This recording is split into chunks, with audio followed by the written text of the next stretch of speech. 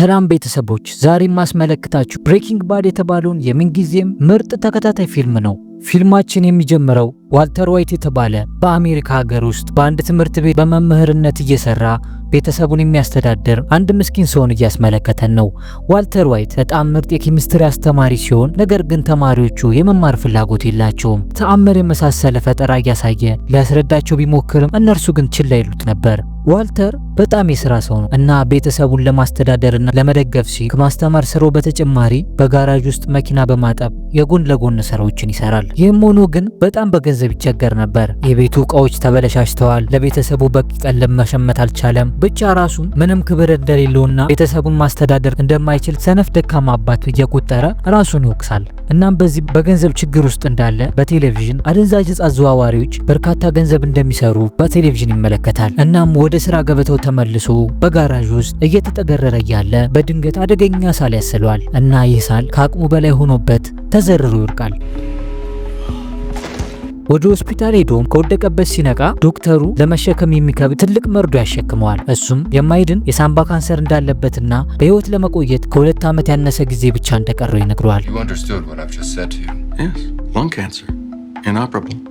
ግን ዋልተር ዋይት ለቤተሰቡ በጣም አሳቢ ከመሆኑ የተነሳ በቀላሉ ተስፋ አልቆረጠም። እናም ባለችው ቀሪ ጊዜ አሪፍ ገንዘብ ሰርቶ ለቤተሰቡ ቀሪ ጊዜ ህይወት ያማረ መሆን ጥሩ ስራ ለመስራት ይወስናል። ለመስራት ያሰበው ስራ ደግሞ የኬሚስትሪ ጥበቡን በመጠቀም በውድ ዋጋ የሚሸጡትን አደንዛዥ ዕጾች መቀመም ነበር። ስለዚህ በዚህ ቆራጥ ውሳኔ ወስኖ አደንዛዥ ዕፅ ለመቀመም ቅድመ ሁኔታዎችን መቃኘት ይጀምራል እና ይህ ንግድ እንዴት እንደሚሰራ ደግሞ ለማወቅ በዲኤ ውስጥ የሚሰራውን አማቹን ሃንክን መከታተል ይጀምራል። ዲኤ ማለት የአሜሪካ ፌዴራል ፖሊስ አይነት ሲሆን የአደንዛዥ ዕፅ ወንጀሎችን የሚከታተል ዲፓርትመንት ነውና አማቹ ሃንክ በዛ ነበር የሚሰራው። እናም እሱ የሚሰራውን ከተከታተለ በቀላሉ ይህ ንግድ እንዴት እንደሚሰራ መረዳት ይጀምራል ማለት ነው። እናም አማቹ ሃንክን በሚከታተልበት ወቅት የቀድሞ ተማሪ ሆኖ አሁን ግን ትምህርቱን ያቋረጠው ጄሲ ፒንክማን የተባለው ተማሪው ከዲኤዎች ለማምለጥ ሲል በመስኮት ሲዘል ያየዋል። ከዛም ዋልተር ማታ ላይ ጄሲ ፒንክማንን ለማግኘት ወደ ቤቱ ሄድና እሱ ባለው እውቀት አደንዛዥ መድኃኒቱን እንደሚቀመምና ጄሲ ደግሞ እንዲሸጥ ከስምምነት ላይ ይደርሳሉ። ከዛም ዋልተር ያለችውን ጥሪት አሟጦ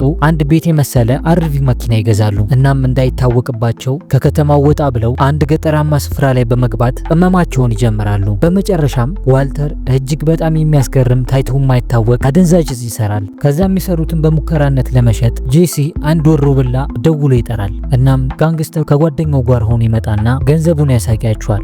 እነሱም ለልውውጥ ሲወጡ ጋንግስተሩ እናንተ ትክክለኛ ሻጭ ሳትሆኑ የመንግስት ሰላይ ናችሁ ብሎ ሊገላቸው ይሞክራል። በዚህ ጊዜ ዋልተር በፍጹም እነሱ ሰላይ እንዳልሆኑና እንደውም እንዴት እንደሚያመርቱ ሊያሳያቸው እንደሚፈልግ አሳምኗቸው ወደ መኪናው ውስጥ ይዟቸው ይገባል እና አደንዛዥ ዕጹን መቀመም ይጀምራል። ከዛም እነሱ እየቀመመ ነው ብሎ በሚመለከቱበት ሰዓት እሱ ማክሱን ያደርግና አንድ መርዛማ ጋዝ አፈንድቶባቸው ወዲያው እየሮጠ ከመኪናው ወጥቶ ይዘጋባቸዋል። በዚህ ጊዜ ጋዙ መርዛማ ስለነበር መተንፈስ አቅቷቸው እዛው ውስጥ አንደኛው ይሞታል፣ አንዱ ደግሞ በህይወት ይተርፋል። በአካባቢውም በመርዛማ ጋዙ ምክንያት እሳት አደጋ ይከሰታል። ዋልተርም ከፈጸመው ግድያ በድንጋጤ መሸሽ ይጀምራል። በዚህ አስገራሚ ቅጽበትም ተራ የኬሚስትሪ አስተማሪ የነበረው ወደ ወንጀለኛ ህይወት ይገባል። ከዛ በዚህ ጭንቅ ውስጥ እያለ ከርቀት የፖሊስ መኪና ድምጽ ይሰማል። በዚህም ተስፋ ቆርጦ ራሱን ለማጥፋት ይሞክራል። ግን ሽጉጡ ቀላ ስላልነበረው የዋልተር ህይወት በዚህ አላቆመም ነበር። ከዛም ከርቀት የሰማው የፖሊስ መኪና እየቀረበ ሲመጣ የእሳት አደጋ ማጥፊያ መኪና መሆኑን ሲመለከት ይረጋጋል። እናም ከአካባቢው በመርዛማ ጋዙ ምክንያት ራሱን የሳተውን ጄሲን ይዞ ወደ ቤቱ ይመለሳል። እናም ምሽት ላይ የቀን ውሎ ንዴቱን ሁሉ ይወጣበታል። ሚስቱም ሰውየው ከወትሮ ለየት ስላለባት በጣም ተደናግጣለች። በነጋታውም ዋልተር ከጄሲ ጋር ይደዋወላል። ጄሲም በጣም ተደናግጧል። አሁን ላይ አንድ የሞተ ሰውና አንድ ደግሞ ለመሞት የተቃረበ ሰው እጃቸው ላይ እንዳለ እየነገረው የሆነ መፍትሄ እንዲያመጣ ያሳስበዋል።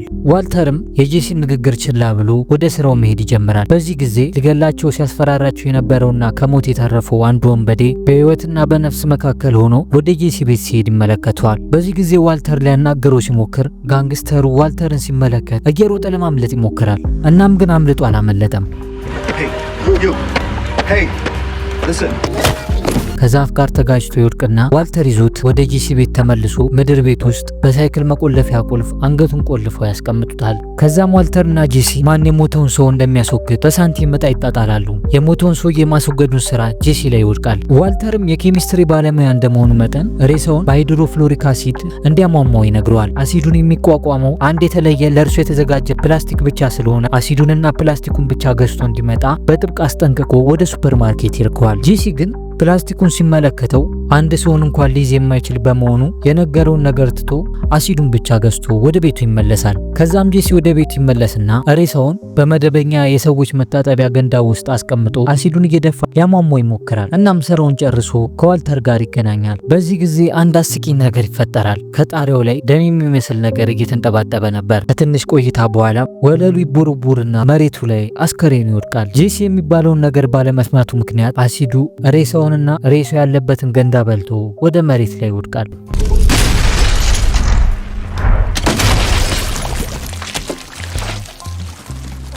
I'm sorry, what were you asking me? Stupid plastic container I asked you. በዚህም ዋልተር በጣም ጄሲ ላይ ይጮህበታል። እርሱ ዕጣ የወጣበት ደግሞ ግራውንድ ላይ የነበረውን ሰውዬ መግደል ነበር። እናም ሊገድለው ወደ ምድር ቤት ወደ ታሰረው ጋንግስተር ይሄዳል። ግን ዋልተር ሊጨክንበት አልቻለም። በምትኩ ከመግደል ይልቅ ሳንድዊች ሰርቶ ያቀርብለታል። እናም አንድ ሁለት እያለ ዋልተር ጭራሽ ከወንበዴው ጋር ወዳጅነት ይጀምርና መጫወት ይጀምራል። በዚህ ጊዜ የታሰረው ጋንግስተር የጎዳና ላይ ስሙ ክሬዚ ኤት እንደሆነ ይነግረዋል። ይህ የሚያሳየው ዋልተር ግድያውን ለመፈጸም አሁንም እየተቸገረ እንደሆነ ነው። ዋልተር ወንበዴውን ለመግደል በጣም የህሊና ስቃይ ውስጥ ገብቷል። ይልቁንም ችግሩን ለመፍታት ሌላ መንገድ ለመፍጠር እያሰበ ነው። ግን ዋልተር ያላወቀው አንድ ነገር ነበር። ከዱርዬ ጋር መስማማት ማለት የራስን የሞት መንገድ መጥረግ ማለት እንደሆነ አልተረዳም። ግን በመሃል ላይ አንድ ነገር ያስተውላል። ቅድም እንዲበላ ሳንድዊች ሰርቶ ያመጣለት ሳህን ተሰብሮ የሳህኑ ስባሪ አንደኛው ክፍል ደግሞ በቦታው ላይ የለም። እናም አንድ ነገር ተገነዘበ። ወንበዴው የሳህኑን ስባሪ ደብቆ እንደያዘና ዋልተር ሲቀርቦ ወቅቱ ሊገለው እንዳሰበ። እናም በዚህ ቀድሞ ስለነቃበት ዋልተር ህይወቱን ለማዳንና ለቤተሰቡ ሲል ክሬዚ ኤትን በብስክሌት መቆለፊያው አንቆ ለመግደል ይገደዳል። ስለዚህ ዋልተር ከዚህ በኋላ የዋህና መስኪን አልነበረም። ይልቁኑ አደገኛና ወንጀለኛ ወደሚሆንበት ህይወቱ የተሸጋገረበት ምዕራፍ ነበር። በዚያው ወቅት የዋልተር አማች የሆነው ሃንክ ሽራደር እነ ዋልተር የመጀመሪያ ሜት ያበሰሉበትንና ግድያ የፈጸሙበትን ቦታ ላይ ምርመራውን እየጀመረ ነበር። ከዛም ሃንክ የሞቱት ወንበዴዎች ይዘውት የመጡትን መኪና ለምርመራ ሲያይ በውስጡ አደንዛዥ ይመለከታል እና ነገርየው ከአደንዛዥ ጋር የተገናኘ እንደሆነ በደንብ ነበር ያወቀው። ከዛም በነጋታው ጠዋት ላይ ዋልተር፣ ሚስቱ ስካይለር፣ ልጁ ዋልተር ጁኒየር እንዲሁም አማቹ ሃንክና ባለቤቱ ሜሪ በተገኙበት የእነዚህ የእሱ የቅርብ ሰዎች ናቸው የማይድን የሳምባ ካንሰር በሽታ እንደያዘውና በህይወት ለመቆየትም ከ2 ዓመት ብቻ ያነሰ ጊዜ እንዳለው ይነግራቸዋል። ይህ ለእነርሱ በጣም ከባድ መርዶ ነበር። ሚስቱ ስካይለርም ይህንን ስትሰማ ስሜቷን መቆጣጠር አልቻለችም ነበር። I have cancer. Ask him. እናም በዜናው በጣም ይደነግጣሉ። ግን ቤተሰቡ ተስፋ ሳይቆርጥ በጣም ገንዘብ የሚጠይቀውን ሕክምና ወይም ኬሞቴራፒ እንዲጀምር ለማድረግ ይሞክራሉ። ዋልተር ግን እምቢተኛ ነበር። እነርሱ የሚሉትን ከባድ ወጪ የሚጠይቀውን ኬሞቴራፒ ለመጀመር አቅም ስለሌላቸው ሊያደርገው አልደፈረም። በተጨማሪም እነሱ ከሚሉት ውጪ ህይወቱን በራሱ መንገድ መምራት ይፈልጋል። ወደ ጄሲ ፒንክማን ስንመጣ ደግሞ ጄሲ ወደ ወላጆቹ ቤት ተመልሶ ይሄዳል። ግን ቤተሰቦቹ ፊታቸውን አዙረውበት ነበር። በዚህም ከቤተሰቡ ጋር ያለው ግንኙነት የተበላሸ መሆኑን እንረዳለን። ዋልተር ደግሞ በቤተሰቡ ስሜታዊ ግፊት ምክንያት ህክምናውን ለመጀመር ይወስናል። ግን የህክምናው ወጪ ከባድ ስለነበር ወጪውን ራሱ ለመሸፈን አደንዛዥ እጽ የማምረት ስራውን ለመቀጠል ይወስናል። ወደ ጄሲ ስንመጣ ደግሞ ጄሲ ከዋልተር ጋር የነበረው የመጀመሪያው የንግድ ሙከራ በአሳዛኝ ሁኔታ ስለተጠናቀቀ ኑሮን ለመግፋት ሲል ስራ ለማግኘት ይሞክራል። ግን ያው ቀጣሪዎቹ እንደተለመደው ራሳችን ደውለን እንጠራለን ብለው ነበር የመለሱት። እናም ከዚህ ስራ ማመልከቻ በኋላ ወደ ውጭ ሲወጣ በር ላይ ጓደኛውን ባጀር ያገኘዋል። ጓደኛውም አደገኛ ሱሰኛ ነበር። እናም በዚህ ሱሳቸው ውስጥ ሆነው አንድ ሀሳብ ይመጣላቸዋል። ጄሲ ከዋልተር በተማሩ ትምህርት መሰረት አደንዛዥ እጹን ለመቀመም እናም ወደ ቤታቸው ሄደው በድብቅ ይህንን አደገኛ እጽ መቀመም ይጀምራሉ። ግን አልተሳካላቸውም። በዚህ ጊዜ ጄሲ ያለ ዋልተር እገዛ የአደንዛዥ እጽ በጥራት እንደማይመረት ይገነዘባል። ከዛም ደግሞ ዋልተር ባለቤቱ ስካይለርን ይዞ ወደ ቀድሞ የንግድ አጋሩ ኤሎዌት የልደት ድግስ ላይ ይገኛሉ። ኤሎዌት አሁን ላይ እጅግ በጣም ስኬታማና ሀብታም የሆነ የዋልተር የድሮ ጓደኛ ነው። ከዛም ኤሎዌት የዋልተርን አሳዛኝ የካንሰር በሽታን ይሰማል። ኤሎዌትም ምንም ሳያመነታ የካንሰር ሕክምና ክፍያውን ሙሉ ለሙሉ እንደሚሸፍንለትና ከፍተኛ ደሞዝ ከፍሎት እሱ ጋር ተቀጥሮ እንዲሰራ ይጠይቀዋል። ዋልተር ግን የዋዛ አልነበረም። ይህንን አማላይ ጥያቄ እምቢ ነበር ያለው። ምክንያቱም እሱ አሁን ላይ የራሱን የሆነ ከማንም ትዕዛዝ የጸዳና ስኬታማ አደንዛዥ ዕፅ አምራች መሆን ፈልጓልና፣ ስለዚህ በሌሎች ምህረትና ችሮታ መኖር አልፈለገም። በዚህ ውሳኔውም የቅርብ ሰዎቹና ልጁ በጣም ተናደውበት እየጮሁ የስድብ ውርጅብኝ አወረዱበት። ጩኸታቸውና ተስፋ መቁረጣቸውን ሲመለከት ዋልተር ግን በመጨረሻ ሕክምናውን ለማድረግ ይስማማል። ሆኖም ግን ይህን የሚያደርገው አደንዛዥ ዕፅ እየሰራ በመሸጥ የሚያገኘውን ገንዘብ ምንጩን እንደ ሽፋን ለመጠቀም ነበር። ከዛም ወደ ጄሲ ፒንክማን ሄዶ የአደንዛዥ ዕፅ ቅመማ ስራቸውን እንዲጀምሩ ይጋብዘዋል። ከዛም ዋልተር መደበኛ የማስተማሩን ስራ እንደቀጠለ ነው። እናም አማቹ ሃንክ ወደ ትምህርት ቤቱ ውስጥ ዋልተርን ለማግኘት ሲሄድ በወንጀል ስፍራው አካባቢ ያገኘውን የመሰለ ማስክ በትምህርት ቤት ውስጥ ይመለከታል። ግን ሃንክ የኬሚስትሪ መምህሩን ከመጠርጠር ይልቅ ምንም ጥፋት ያላጠፋውን በአካባቢው ይንቀሳቀስ የነበረውን ሜክሲኮዊ ጠባቂ ላይ አይኑን ይጥልና ክስ ይከፍትበታል። በዋልተር ጦስ የተነሳ የምንም የማያውቅ ሜክሲካዊ ጠባቂ ይያዛል። ከዛም ዋልተር ወደ ቤት ይመለሳል። እናም የካንሰር ሕክምናውን ከመጀመሩ በፊት ጸጉሩን ሙሉ በሙሉ ጽድት አድርጎ ይመጣል። በዚህም ባለቤቱ ስካይለር በጣም ትደናገጣለች። የአካላዊ ለውጡ አዲስ ጨካኝና ሀያል ማንነት ያለው ሲሆን ነበር የሚመስለው። ወደ ጄሲ ስንመጣ ደግሞ ከዋልተር ጋር ሆኖ የሰሩትን የመጀመሪያ አደንዛዥ ዕፅ በአካባቢው ወዳለ ወደ ዋና አከፋፋይ ቱኮ ብሮ ጋር ለመሸጥ ይወስደዋል። ቱኮም የሰሩትን አደንዛዥ ዕፅ ሲሞክረው ከሌሎች የተለየ በጣም ሀያል እንደሆነ ይገነዘባል። ከዛም ለጄሲ የሰጠውን ገንዘብ ከመጠን በላይ ደብድቦት ገንዘቡን ተቀብሎ ጄሲን ያባረረዋል። ዋልተርም ከጄሲ ጓደኛ ጋር ሆኖ ሊጠይቀው ወደ ሕክምና ቦታ ሲሄድ በጣም ተጎድቶ ያየዋል። በዚህም በልህ በጣም ይሞላል። ዋልተር አሁን ላይ ሃይዘንበርግ ሆኗል። ሃይዘንበርግ የሚለው ስሙ የአደንዛዥ ዕፅ ጌታ በነበረበት ጊዜም የሚጠቀሙ ስሙ ሲሆን ዋልተር ደግሞ ምስኪኑ የቤት አባወራ ነበር። እናም በታላቅ ቁጣ ተሞልቶ ዋልተር ቱኮን ለማግኘት ይሄዳል። ቱኮ ግን እንደተለመደው በትዕቢት ተሞልቶ ነበር ያዋራው። በዚህ ጊዜ ይዤን ልመጣው ብሎ የሰጠውን አደንዛዥ ዕፅ አንስቶ ከመሬት ላይ ሲያጋጨው አደገኛ ፍንዳታ ይከሰታል። ይህም የኬሚስትሪ እውቀቱን ተጠቅሞ አደንዛዥ ዕፁን አስመስሎ ሌላ ከባድ ፈንጂ የሚያስከትል ቅመም ነበር ወደ እነርሱ ይዞ የመጣው።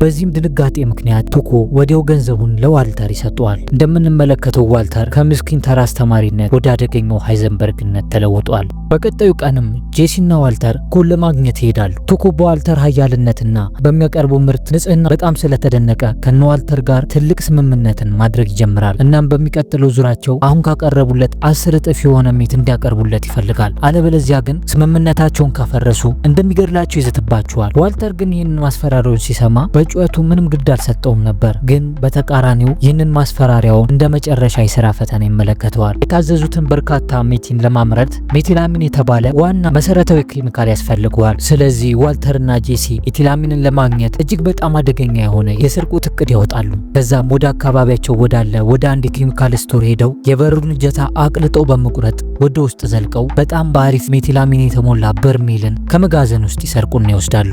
ዋልተርን በዚህ ኬሚካል ተጠቅሞ እጅግ በጣም ውድ የሆነና ንጹህ አደንዛዥ ዕፅ ያመርታል። እናም በምላሹ በንጋታው ወደ ቱኮ ወስዶ ያስረክቡታል። ቱኮም ወስዶ ሲሞክረው በጣም ያስደስተዋል። አሁንም ከሰሩለት ተጨማሪ አደንዛዥ ዕፅ እንዲያመጡለት ይፈልጋል። ከዚህ በኋላ ዋልተር አሁን ላይ በገበያ ውስጥ እጅግ ሀያል ሆኗል። ከዛም ይህንን ዕፅ ከወሰደ በኋላ ቱኮ የገዛ ጠባቂውን በከፍተኛ ሁኔታ ደብድቦ ይገድለዋል። ይህም ዋልተርና ጄሲ አሁን ላይ ከእብድና በጣም ከአደገኛ ሰው ጋር እየሰሩ መሆናቸውን ይመለከታሉ። አሁን ላይ ዋልተር ቁጭ ብሎ ስንት ገንዘብ እስከሚደርስለት ድረስ ይህንን ስራ እንደሚሰራ እያሰላ ነው። በመጨረሻም አንድ ውሳኔውን ወሰነ።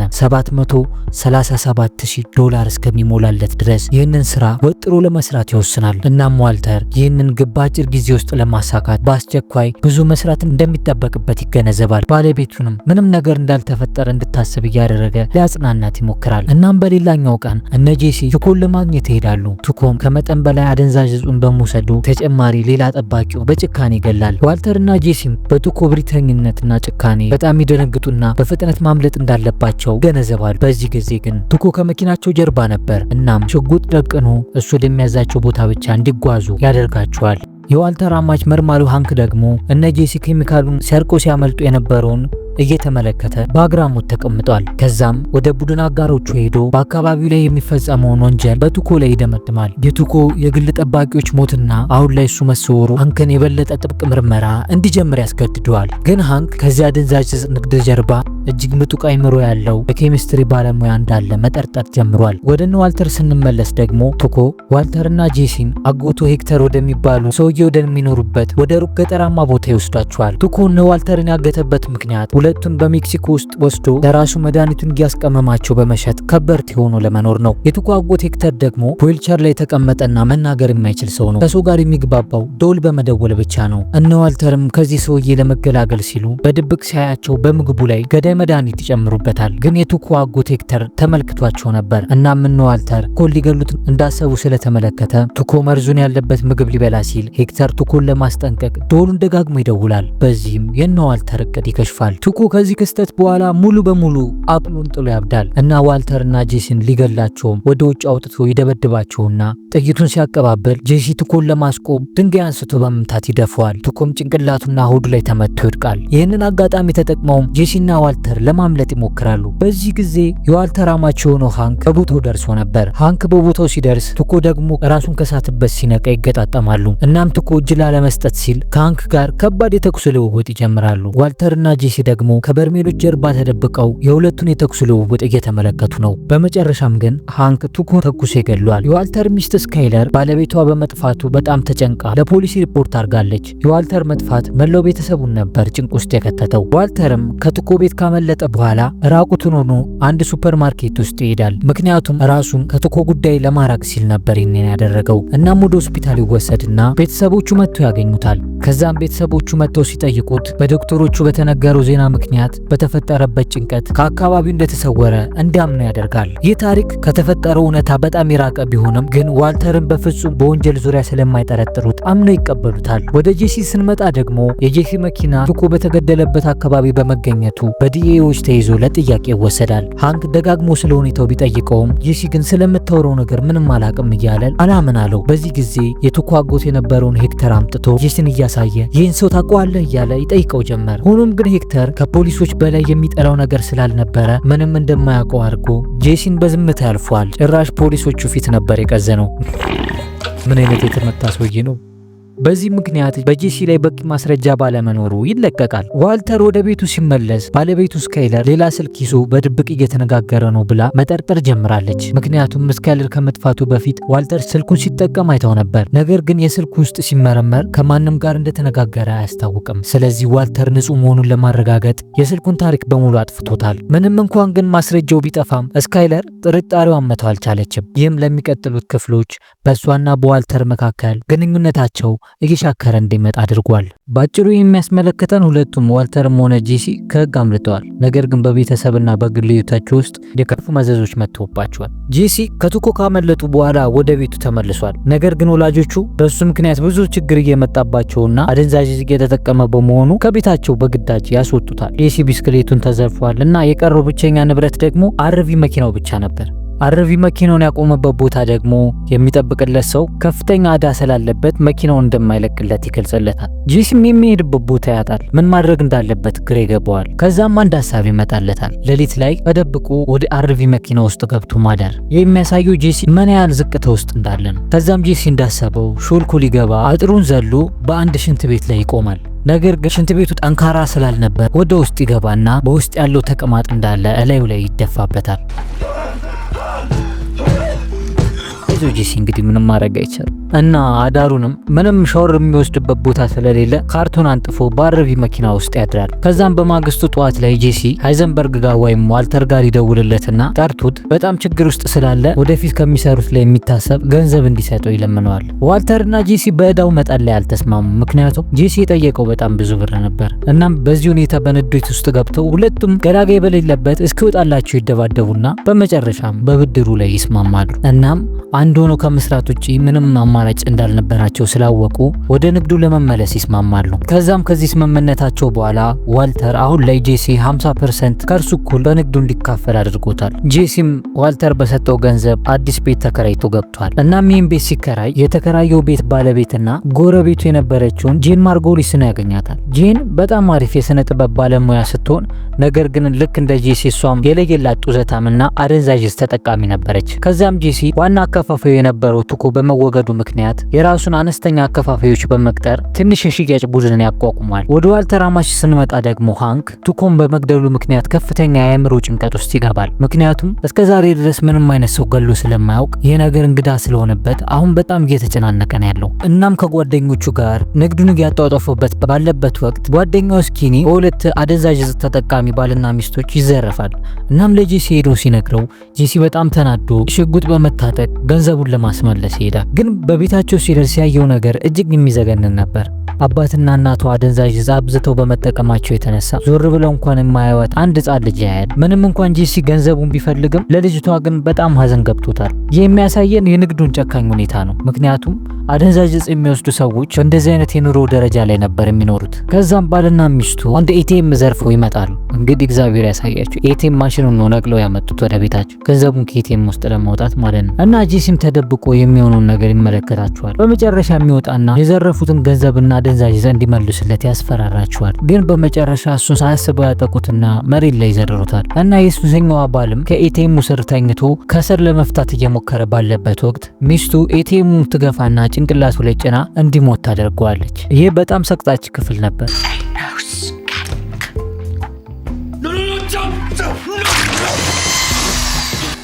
ያው እንግዲህ የሚያሳየን አደንዛዥ ተጠቃሚዎች የሚወስኑትን ውሳኔ እንኳን መምረጥ እንደማይችሉ ነው። ይህንን ዘግናኝ ግፍም ሲመለከት ጄሲ ከነሱ ሊወስደው የነበረውን ገንዘብ መልሱላቸው ጥሏቸው ይወጣል። ወደ ዋልተር ሚስት ስካይለር ስንመጣ ደግሞ ለባሏ የካንሰር ሕክምና ገንዘብ ለማግኘት ስትል ቀድሞ ትሰራበት ወደ ነበረው መስሪያ ቤቷ ትመለሳለች። አለቃዋ ደግሞ ቴድ ቤኔክ ይባላል። ግን ሲታዩ የአሰሪና የሰራተኛ ሳይሆን ሌላ ግንኙነት የፈለጉ ነበር የሚመስለው። ወደ ሃንክ ስንመጣ ደግሞ አደንዛዥ አዘዋዋሪዎችን ለመፈለግ ስምሪት ላይ ባለበት ወቅት አንድ ኤሊ ትመጣለች። ኤሊዋ ላይ እንደ አንገቱን የተቆረጠ ሰው ተሸክማ ነበር የመጣችው። በዚህም ሃንክ በጣም ይደናገጣል። አንደኛው የቡድን አጋራቸውም የሚያየው ነገር በጣም ያዝናናውና ጭንቅላቱን ከኤሊዋ ላይ በሚያነሳበት ጊዜ በቦታው ከፍተኛ ፍንዳታ ተፈጥሮ ሃንክ ጓደኞች በሙሉ ይሞታሉ።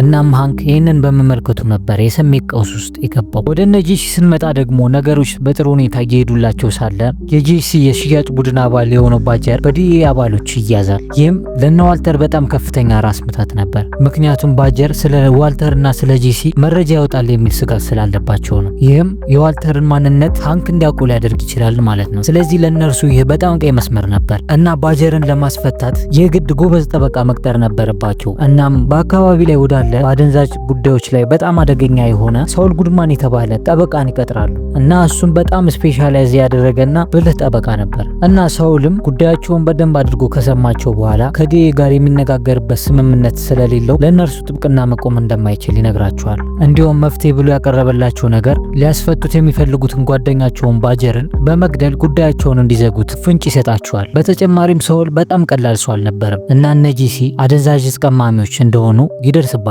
ይህንን ሚስጥራቸውን ሲያቅባቸው ዋልተርና ጄሲ በጨለማ አግተው ወደ አንድ ሩቅ ቦታ ወስደው ሊገሉት ያስፈራሩታል። ግን በዚህ ጊዜ ሳውል ከሞት ለመትረፍ ሲል አንድ ሀሳብ ያቀርብላቸዋል። አደንዛዥ ቀማሚ እንደሆኑ እንደደረሰባቸውና እዚህ በኋላ የህግ ጉዳዮቻቸውን እሱ እንደሚሸፍንላቸውና በምትኩም እጽ የሸጡ ከሚያገኙት ገንዘብ ላይ የተወሰነ ድርሻ እንዲያስቡለት ሀሳብ ያቀርባል እና በዚህም እነ ዋልተር ይስማማሉ። ከዛም የተያዘባቸው ባጀርን ለማስፈታት ስለ ጉዳዩ ምንም የማያውቅ አንድ ዕፅ አዘዋዋሪ በፖሊስ እንዲያዝ እንዲደረግና በአካባቢው ወንጀሉን ሲሰራ የነበረው ጂሚ የተባለ የወንጀለኛ እንጂ ባጀር አይደለም ተብሎ በነፃ እንዲለቀቅ ያደርጉታል። Jimmy in and out. City, state, and federal, he's spent 44 of the last 58 years. And for a price, Jimmy will go to prison. ይህ በእንዲህ እንዳለ ሃንክ በስምሪት ላይ ያለ ባየው ነገር ከተፈጠረበት ጭንቀት በመረጋጋት ወደ ቀድሞ ስራ ይመለስና የነ ዋልተርን የአደንዛዥ ዕፅ መዝገብ በከፍተኛ ፍጥነት መመርመሩን ይቀጥላል። በዛም ዋልተር ከጄሲ ጋር ሜቱን ለማብሰል ለጥቂት ቀናት ከቤት ርቆ መሄድ ነበረበት። እናም ለሚስቱ ስካይለር ወደ ገጠር በመሄድ እናቱን መጠየቅ እንዳለበት ይነግራታል። እናም ምስኪኗ ስካይለር ኤርፖርት ድረስ ሄዳ ትሸኘዋለች። ግን ከዛ በኋላ ዋልተርና ጄሲ በኒው ሜክሲኮ በረሃ ውስጥ ለ4 ቀናት ያህል ዕፃቸውን ያመርታሉ። ከዚህ በኋላ ከባድ ስራቸውን ከሰሩ በኋላ የመኪናው ባትሪ ሞቶ ስለነበር የአርቪ መኪናው ሞተር አልነሳ ይላቸዋል እና ከዛ በበረሃ ውስጥ ከፍተኛ ስቃይ አሳልፈው ዋልተር ያው የኬሚስትሪ ባለሙያ በመሆኑ ባትሪውን እንደምንም አድርጎ አስነስቶት ነበር ወደ ቤታቸው የተመለሱ። ከዛም ዋልተር ከቤተሰቡ ጋር ሆኖ ለጤና ቼክአፕ ወደ ሆስፒታል ይሄዳል። እናም በዛ ግን የሰማው ዜና በጣም የሚያስገርምና የሚያስደነግጥ ነበር። ዶክተሩ ካንሰርህ ሙሉ ለሙሉ ለመጥፋት በጣም ጥቂት ነው የቀረው ይለዋል። ዋልተር ግን ይህንን ዜና ሲሰማ በጣም የተደበላለቀ ስሜት ነበር የተሰማው። ካንሰሩ ስለጠፋለት ቢደሰትም ነገር ግን ገንዘብ ለማግኘት ሲል ሳይፈልግ አደገኛ የወንጀል ስራ ውስጥ ገብቷል። ግን ከዚህ በኋላ ዋልተር ወደ ኋላ የሚመለስበት ምንም ምክንያት አልታየውም። ስለዚህ አደገኛ ሃይዘንበርግነቱን ለመቀጠል ወስኗል። ካንሰሩ መጥፋቱን ሲያውቅ ህይወቱን በራሱ እጅ ለመምራት የነበረው ፍላጎት ሌሎች ሰዎችን ወደ መቆጣጠርና የበላይ ወደ መሆን ፍላጎት ይለወጣል። ጭራሽ ሌሎች የአደንዛዥ ዕፅ አከፋፋዮች ወደ እሱ ግዛት መጥተው እየሸጡ ካየ ይህ የኔ ግዛት ነው ከግዛት ይወጡ እያለ በማስፈራራት ከአደገኛ ማፊያዎች ውስጥ ግጭት ውስጥ መግባት ጀመረ። በነጋታውም የዋልተር ካንሰር መጥፋቱን ምክንያት በማድረግ ሃንክና ባለቤቱ እንዲሁም ቤተሰቡ ደስታውን ማክበር ይጀምራሉ እና በዚህ ጊዜ ዋልተር ለልጁ ጁኒየር በጣም ከፍተኛ ውስኪ ባናቱ እንዲጨብስ እንዲጠጣ ይፈቅድለታል። ነገር ግን ሃንክ በጣም ይደናገጥና ጁኒየር ገና ልጅ ስለሆነ እንዳይጠጣ ይከለክላል። ሃንክም በዚህ ይናደድና ጠርሙሱን ይዞ ሲሄድ ዋልተር በጣም በንዴት ሆኖ ከሃንክ ይቀበለውና ለልጁ ቀርቶ እንዲጠጣ ይፈቅድለታል።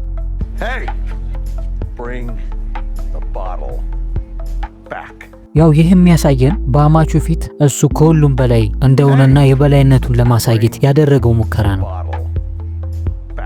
ወደ ስካይለር ስንመጣ ደግሞ ስካይለር ስራዋን እየሰራች በነበረችበት ወቅት አለቃዋ ቴድ ወደ ቤቱ እየሄደ እንደሆነ ትመለከታለች እና ሳይወድቅባት አውቃ እስክሪብቶዎቿን ገፍታ ትጥላለች። በዚህን ጊዜ ቴድ ይደናገጥና ወደ እሷ መጥቶ እስክሪብቶዎቿን መሰብሰብ ይጀምራል። ቶምን ለማውራትና ለመቀራረብ አጉል ክፍተት እየተጠቀመች ነበር እና ስካይለር ወደዚህ ድርጊት የገባችው ከዋልተር ጋር ጥርጣሬ ውስጥ ስለገቡ እሱ የዋሻት እንደሆነ ስላወቀችበትና በምትኩ ደግሞ መበቀል ስለፈለገች ነበር። ይህም በዋልተር ላይ ያላት ንዴትና ጋብቻቸው ውስጥ ያለው ክፍተት በጣም እየሰፋ መሄዱን ያሳያል። ወደ ጄሲ ስንመጣ ደግሞ ጄሲ አዲስ ካገኛ ፍቅረኛው ጄን ጋር ከባድ የአደንዛዥ ዕፅ ጡዘት ውስጥ በመግባቱ ምክንያት ከዋልተር ጋር ያለው የስራ ግንኙነት በጣም እየሻከረ ይመጣል። በዚህ ላይ ደግሞ የጄሲ የሽያጭ ክፍል አባል የሆነው ኮምቦ በጥይት ተመቶ ይሞታል።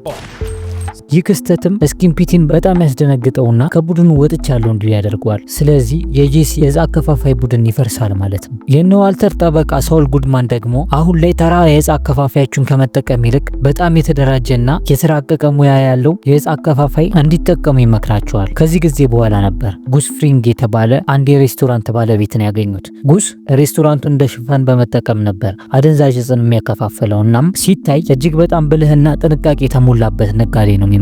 የስራ ሰው ነው የሚመስለው፣ ግን በጣም አደገኛ ኃይል ያለውና ጨካኝ ሰው ነበር። ዋልተር ከጉስ ጋር ስምምነት ካደረገ በኋላ ጄሲ በሁለቱ ንግድ መሃል ማንም ሰው መግባት እንደሌለበት ተቃውሞ ያነሳና ዋልተርን በጣም ያናድደዋል። ጄሲ አደንዛዥ ዕፅ መጠቀም መጀመሩ ሳያንሰው አሁን ደግሞ ሌላ ችግር እየፈጠረበት ነው። ወደ ስካይለር ስንመጣ ደግሞ ያው ከቴድ ጋር የውሽምነት አይነት ግንኙነት ጀምሯል። በስራ ቦታዋ ላይ ግን የቴድን ድርጅት ሂሳብ፣ የፋይናንስ መዝገቦች በጥልቀት ስትፈትሽ መንግስት ላይ ከፍተኛ የሆነ የግብር ማጭበርበር እየፈጸመ እንደሆነ ትደርስበታለች።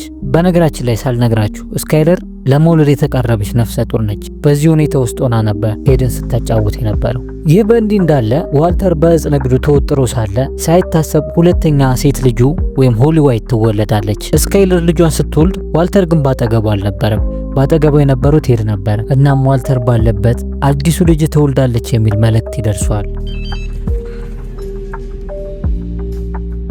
እናም ስካይለር ከወለደች ከጥቂት ጊዜያት በኋላ ሆስፒታል ሄዶ ያገኛታል። እናም ዋልተር ወደዚህ ምድር የመጣችውን አዲስ ልጁን በደስታውን ይቀበላል። የዋልተር ልጅ ዋልተር ጁኒየር ደግሞ ለአባቱ ሕክምና ገንዘብ ለማሰባሰብ ሲል የበጎ አድራጎት ጎፈንድሚ ከፍቷል። አደገኛ ጠበቃቸው ሳውል ደግሞ ይህ በጣም ጥሩ እድል ነው፣ አሁን እያገኘው ያለውን በርካታ ገንዘብ ምንጩ ከየት እንደመጣ መንግስት ቢጠይቀ ከዚህ እርዳታ ያመጣሁት ነው ብለ ማሳመን ትችላለህ ብሎ ልጁ ያቋቋመውን የበጎ አድራጎት ገጽ እንደ ዋና ገንዘብ ማጭበርበሪያ ዘዴ እንዲጠቀምበት ይመክረዋል።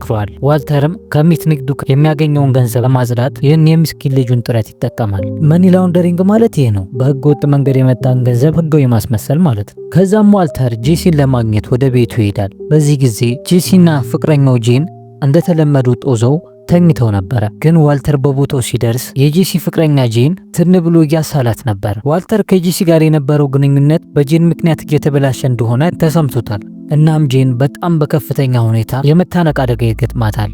ዋልተርም ህይወቷን ከማዳን ይልቅ ዝም ብሎ በመቆም እንድትሞት ይፈቅዳል። ይህም ጄሲን ከሱስ ለማስወጣትና የሜት ንግዱን ለማድረግ ያደረገው ጨካኝ ውሳኔ ነበር። እናም ይህ ክስተት ዋልተር ወደ ሙሉ ጨካኝ ሰው እንደገባ የሚያሳይ ትልቅ ምልክት ነው። ከዚህ በኋላ ያለው ክፍል የሚጀምረው ደግሞ ዋልተር በተቀመጠበት በሰማይ ላይ ከፍተኛ ፍንዳታ ሲፈጠርና ወደ መዋኛ ገንዳው አሻንጉሊት መጥቶ ሲወድቅ ነው።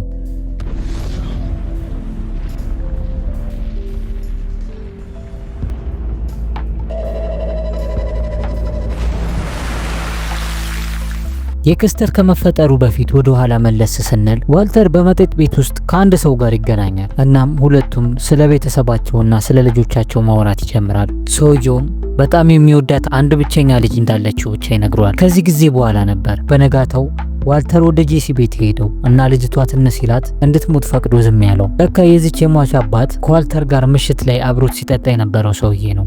እሱ ደግሞ በስራው የበረራ ተቆጣጣሪ ወይም ትራፊክ ነበር። እናም በስራው ላይ ባለበት ቅጽበት የልጁ ሞት በአይኑ ላይ ስለመጣበት ሳያስበው ሁለት አውሮፕላኖች በተመሳሳይ ከፍታ ላይ እንዲበሩ አድርጎ ፍንዳታው እንዲከሰት ያደርጋል። ጄሲ ደግሞ የሴት ጓደኛውን ጄን በሞት በማጣቱ ምክንያት ከፍተኛ የሆነ ስነ ልቦናዊና የጥፋተኝነት ስሜት ውስጥ ይገባል። የነ ጄሲ ጠበቃ ሳውል ጉድማን ደግሞ ጄሲን ከሱሱ እንዲወጣ ወደ ማገገሚያ ማዕከል እንዲወሰድና የልጅቷን አሟሟት ተፈጥሯዊ እንዲመስል ለማድረግ በአካባቢው ያሉ መረጃዎችን እንዲያጸዳ ማይክል ማውንት የተባለውን ለነሱ የሚሰራ ሰው ይልክላቸዋል። ማይክም በቤቱ የነበረውን ቆሻሻ ያጸዳል። እንዲሁም ጄሲን ወደ ማገገሚያ ማዕከል እንዲላክ ያደርገዋል። ወደ ጉስና ወደ ዋልተር አማች ሃንክ ጋር ስንመጣ ደግሞ ጉስ በህብረተሰቡ ላይ ያለውን መልካም ገጽታ በመጠቀም ከዲኤች ጋር አብሮ እየሰራ በአደንዛዥ እጽ በኩል ለህብረተሰቡ ግንዛቤ ለመፍጠር አብሮ ለመስራት እንደሚረዳ እናያለን። ይህ የሚያሳየን ሃይዘንበርግ ገና ሊደረስበት ያልቻለ እጅግ የተራቀቀ ሽፋን እንዳለው ነው። ዋልተር የመጨረሻ ህክምናውን ለማድረግ ወደ ቀዶ ጥገና ክፍል ሊገባ ነው። እናም በማደንዘዣ ውስጥ ሳለ ስካይለር ዋልተር ለስካይለር ሁለት ስልክ እንዳለው ይነግራታል። Where's your phone? Your cell phone, did you bring it? Which one? በዚህም ምክንያት ስካይለር ዋልተር ቤት እያበሰለ እንደሆነና እሷን በመደበቅ ሌላ ማንነት እንደገነባ በግልጽ ትረዳለች። ስለዚህ ስካይለር ለዋልተር ቤት እያበሰለ መሆኑን እንዳወቀችበትና እሱን ለመፍታትና ልጆቿን ከርሱ ለመውሰድ እንደወሰነች የመጨረሻ ቃሏን ትነግረዋለች። ዋልተር ግን ይህን ውሳኔዋን ደግማ እንድታጤነው ይነግራታል። ዋልተር አሁን ላይ በጣም ውስብስብ ስሜት ውስጥ ነው። ምክንያቱም የአውሮፕላን አደጋ እንዲደርስ ያደረገውና ልጅቷ እንድትሞት ያደረገው እርሱ በመሆኑ ተደራራቢ የጥፋተኝነት ስሜቶች እየተሰሙት ነው። ለመጨረሻ ጊዜ ስካይለርን ያገኛታል። ከዚህ በፊት በወሰነችው ውሳኔ እንደምትጸና ትነግረዋለች። You're a drug dealer. How else could you possibly make that kind of money? Methamphetamine. ዋልተር ግን ከስካይለር ጋር ያለውን ግንኙነት ማስተካከል እንደሚችል በማሰብ ስለሚሰራው ነገር እውነታውን ሁሉ አፍረጥርጦ ይነግራታል። ስካይለር ግን አደንዛዥ እጽ አከፋፋይ መሆኑን ስትሰማ በጣም ታዝናለች። ግን አልደነገጠችም፣ ምክንያቱም እሱ በድብቅ እየሰራ እንደነበር አውቃበታለችና። እና የእውነታው መናዘዙ ነገሮችን ሁሉ አያስተካክለውም። ይልቁንም እሱን ለመፍታትና ልጆቹን ለዘላለሙ የሱ አድርጋ ለመውሰድ አሪፍ ምክንያት የሚፈጥርላት ነበር። ከዚህ ክፍል በኋላ ደግሞ የሳላማንካ መንትዮች የሚባሉት ወደ ፊልም ይገባሉ። እነዚህ መንትዮች ምንም ቃል የማይናገሩ ሲሆኑ ያሳደጋቸው የቱኮ አያት ነበር። ከሜክሲኮ አቋርጠው ወደ አሜሪካ በመግባት ላይ ናቸው። ምክንያታቸው ደግሞ ቱኮን የገደለውን ሰው ለመበቀል ነው። የመጀመሪያ ኢላማቸው ደግሞ ሃይዘንበርግ ነበር። ያው ዋልተርን ሊገሉት መጡ ማለት ነው። ወደ ጄሲ ስንመጣ ደግሞ የሴት ጓደኛውን ጄንን በሞት በማጣቱ ምክንያት ከባድ ሐዘን ውስጥ ይገኛል። ነገር ግን ከሱሱ አገግሞ ንጹህ ሆኗል። እናም ዋልተር ሄዶ ከማገገሚያው ጄሲን ሲያስወጣው የዚህ ክፍል መጨረሻ ይሆናል። ወደ ዝምተኞቹ መንትዮች ስንመጣ ደግሞ ዋልተሩን እንዴት እንደሚገድሉት ለማወቅ የሚረዳቸው አሳዳጊያቸው ሄክተር ስለሆነ እንደምንም አፈላልገው አዛውንቶች ማቆያ ውስጥ ያገኙታል። እናም ዋልተር የተባለውን ሰው የት እንደሚያገኙት ከፍተኛ ፍንጭ ይሰጣቸዋል።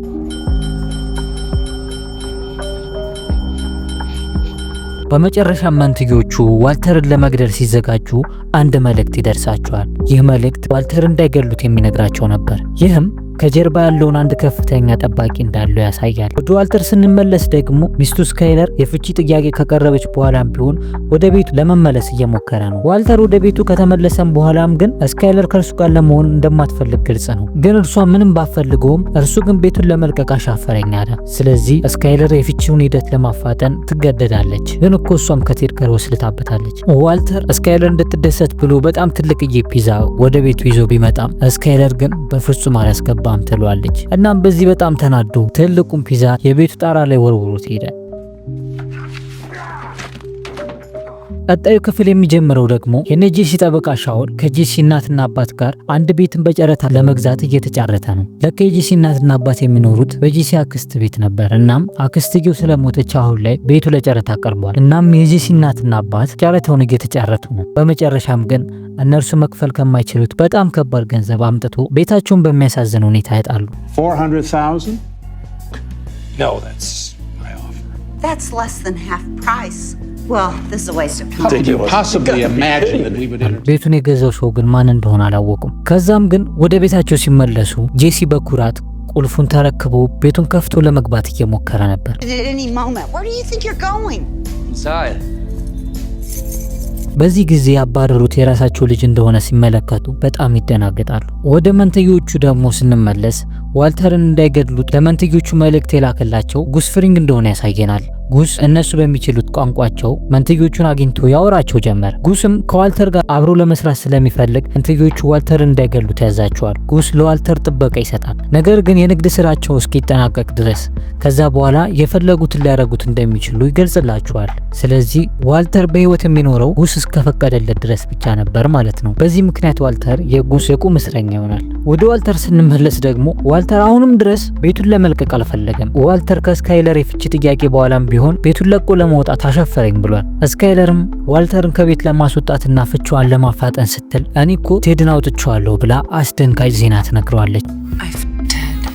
በዚህም ዋልተር በጣም ልቡ ይሰበርና በመጨረሻም ከቤቱ እንዲወጣ ይገደዳል። ምንም እንኳን አሁን ድረስ ፍቺውን ባይቀበል ማለት ነው። ወደ ዋልተር አማች ሃንክ ስንመጣ ደግሞ በሚት አቅርቦት ላይ ወይም በጀመረው ምርመራ ላይ ከባድ ፍንጮችን ማግኘት ይጀምራል። እናም ሃንክ እነ ጄሲ በሚንቀሳቀሱበት አካባቢ አንድ ኤቲኤምን ይመለከትና የኤቲኤሙን ሲሲቲቪ ካሜራ እንዲከፍቱለት ያደርጋል። በዚህ ጊዜም የጄሲን አርቪ መኪና ይመለከታል። እናም ይህ ሁሉ ምርመራ ሃንክን ከዋልተርና ጄሲ ንግድ ጋር በጣም ያቀራርበዋል። ዋልተር ስካይለር ቺት እንዳደረገችበት በማወቁ በጣም ተናዷል። እናም ከስካይለር ጋር ወደ ወሰለተው ቴድ ጋር ሄዶ አምባጓራ ይፈጥራል።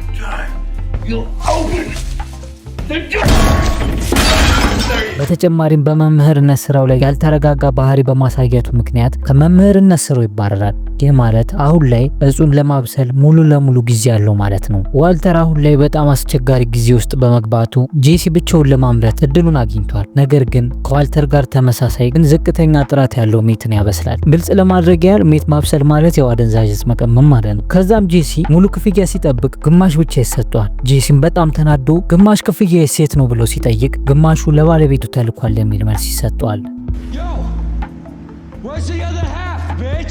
ይህን ያደረገው ጉስ ነበር።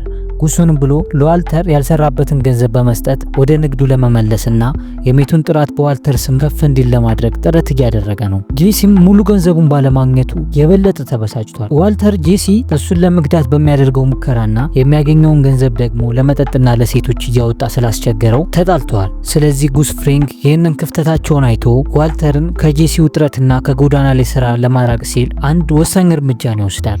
ይህም ለዋልተር በየወሩ ከ3 ሚሊዮን ዶላር በላይ ክፍያ እንደሚከፈለውና የራሱን አዲስ ዘመናዊና እጅግ ሚስጥራዊ የሆነ ላብራቶሪ ከፍቶ ይሰጠዋል። የሚያስገርመው ደግሞ የከፍተኛ ቀናበራ ያለው ከአንድ ላውንደሪ ማሽን በታች ነበር። ስለዚህ ማንም ሰው ሊጠራጠረው አይችልም ነበር። ወደ ሃንክ ስንመጣ ደግሞ ምርመራውን በጣም እየቀጠለ ነው። እናም አርቪ መኪናውን ተከታትሎ ተገድሎ ወደ ነበረው ወደ ኮምቦ እናት ይመጣል። ኮምቦ ማለት ያው ከጄሲ ጋር ሲሰራ በነበረበት ወቅት በጥይት ተተኩሶ የሞተ ልጅ ነው ማለት ነው። እናም ወደ ኮምቦ እናት ሄዶ በቤት ውስጥ ዙሪያ ገባውን ሲመለከት ኮምቦ ከጄሲ ጋር አብሮ የተነሱትን ፎቶግራፍ ይመለከታል። ስለዚህ ሲከታተል የቆየውን አርቪ መኪና የሚነዳው ጄሲ መሆኑን ይደርስበታል። በጣም አደገኛ የሆነው የሜት አምራቹን ዋልተርን ለመያዝ የከባድ የሆነ ፍንጭ ነበር። ወደ ዋልተር ስንመለስ ደግሞ ዋልተር ጄሲን አስወጥቶ ጋይል ቤቲከር የተባለ አዲስ የቅመማ ጓደኛን አምጥቷል። ጋይል በጣም ጎበዝ ኬሚስትና ታታሪ ሰራተኛ ነው። ስለዚህ ዋልተር ጥሩ አጋዥ አምጥቻለሁ ብሎ እያሰበ ነው። ለዋልተርም በኬሚስትሪ ቅመማው መሰረት በጣም ምርጥ ቡና ሰርቶ ይሰጠዋል። በዚህ ጊዜ ዋልተር ቀምሶት የማያውቀው ቡና አይነት ስለሆነ በጣም አድንቆት እኔን ልተካ የምትችለው አንተ ብቻ ነው ይለዋል። The best coffee I've ever. ወደ ሃንክ ምርመራ ስንመለስ ደግሞ ሃንክ ወደ ጄሲ መድረሱን በጣም እርግጠኛ ነው እና እንደምንም ብሎ አርቪ መኪናው የቆመበትን ቦታ ያገኘዋል። እናም በጣም በቀስታ አርቪ መኪናውን ገንጥሎ ለመግባት ሲሞክር የግቢው ጠባቂ ይደርስበትና ምን እየሰራ እንደሆነ ይጠይቀዋል። ሃንክም እሱ የፖሊስ መርማሪ እንደሆነ ይገልጽለታል። ነገር ግን ምንም አይነት የፍርድ ቤት ፍቃድ ባለመያዙ ወደ መኪናው ውስጥ የመግባት መብት እንደሌለው ይገልጽለታል። ደግሞ የሚገርመው በመኪናው ውስጥ ሁለቱም ጄሲና ዋልተር ተደብቀው እያወሩ ነበር። በዚህ ጊዜ ነበር ሊደርስባቸው የነበረው። I'm the owner of this lot, which means you're trespassing on private, which means you're trying to break it into. So I say again, you got a warrant? እናም ሲጨንቅ ሲጠባቸው ለጉስማን እየሆነ ያለውን ሁኔታ ይነግሩታል። ጉስማንም በሰዎቹ አማካኝነት ለሃንክ ሚስቱ ሜሪ ሆስፒታል እንደገባችና በአስቸኳይ የእሱ እርዳታ እንደሚያስፈልጋት የሚገልጽ ሜሴጅ ይደርሷል። በዚህም በጣም ተደናግጦ ነፍሱን ሳያውቅ እየሮጠ ሜሪ ያለችበት ወደ ተባለው ሆስፒታል ይሄዳል። በዚህም እነ ዋልተር በሃንክ ከመያዝ ይተርፋሉ። ሃንክ ምንም መረጋጋት አልቻለም። በጣም ያንቧርቅባት ጀመር። ነገር ግን ባለሙያዎቹ ባለቤቱ በፍጹም አስቸኳይ ሁኔታ ውስጥ እንዳልነበረች ይነግሩታል። እርሱም ለማረጋገጥ ሲደውልላት እሷ ለኖርማል ቼክአፕ እንደመጣች እንጂ ምንም የሚያሰጋ በሽታ እንዳላጋጠማት ትነግሯለች። ሃንክ ጄሲ ሊይዘው ብሎ በቅጽበት እንዳመለጠው ስላወቀ በጣም ተናዷል። እናም ጄሲን ሲያገኘው በከፍተኛ ሁኔታ ይደበድበዋል። ጄሲም ክፉኛ አባብጦ ሆስፒታል ውስጥ ይገባል። እናም በሃንክ ላይ ክስ ይመሰረትበታል። ሃንክም በፈጸመው ህገወጥ ድርጊት ምክንያት ከፖሊስ ጣቢያ ስራው ይታገዳል። ወደ ጉስ ስንመጣ ደግሞ ጉስ ፍሪንግ የሳላማንካ መንትዮችን ጠርቶ ዋልተርን ከመግደል ይልቅ ሃንክን እንዲያጠቁት መመሪያ ይሰጣቸዋል። ምክንያቱም ቱኮን የገደለው ሃንክ እንጂ ዋልተር አይደለም ብሎ አሳመናቸው። በዚህ ጊዜ እነሱ ሃንክን ለማጥቃት ይነሳሉ። ሃንክም ከስራ ቦታው ከታገደ በኋላ ወደ ቤቱ ለመሄድ ሲዘጋጅ መንትዮቹ በፓርኪንግ ቦታ ላይ መጥተው ጥቃት ይከፍቱበታል። ሃንክም በአስደናቂ ሁኔታ ከሁለቱ መንትዮች አንዱን መኪናውን ወደ ኋላ በመንዳት አጋጅቶ ከጥቅም ውጭ ያደርገዋል። ከአንደኛው ወንድም ጋርም ትንቅንቅ ውስጥ ገብቶ መሬት ላይ ይጥለዋል። ግን በመጨረሻ በመጥረቢያ ከመግደሉ በፊት ሃንክ ቀድሞት በሽጉጥ ተኩሶ ይገድለዋል።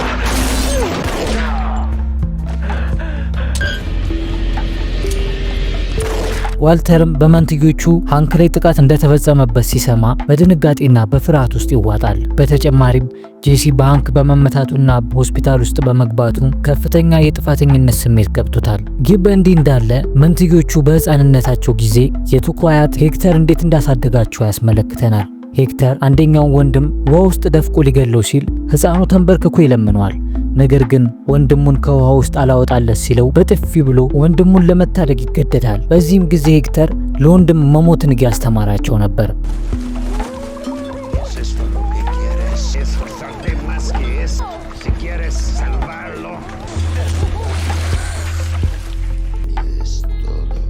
ወደ ሃንክ ስንመለስ ደግሞ በሆስፒታል ውስጥ ለህይወቱ እየተዋጋ ነው።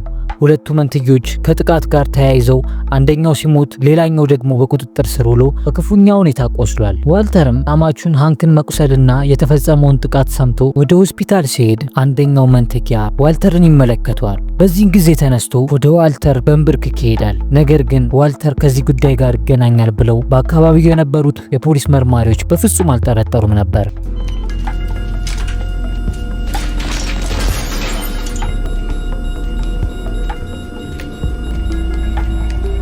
ከዛም ዋልተር ወደ ህዝብ መቀመሚያ ቦታው ተመልሶ አዲስ ረዳቱን ጋይልን ያባረረዋል። ጋይል በጣም ጎበዝ ቢሆንም ዋልተር ጄሲ እንዲመለስ ይፈልጋል። ዋልተር ጄሲን የመረጠበት ምክንያት ከእርሱ ጋር በመስራት ይበልጥ ባህሪ ለባህሪ ስለተላመዱና ጄሲ ለሜት ንግዱ አስፈላጊ መሆኑን ስላወቀ ነበር። እናም ጄሲ ተመልሶ አብረው በመስራት ሜት ማብሰል ይጀምራሉ።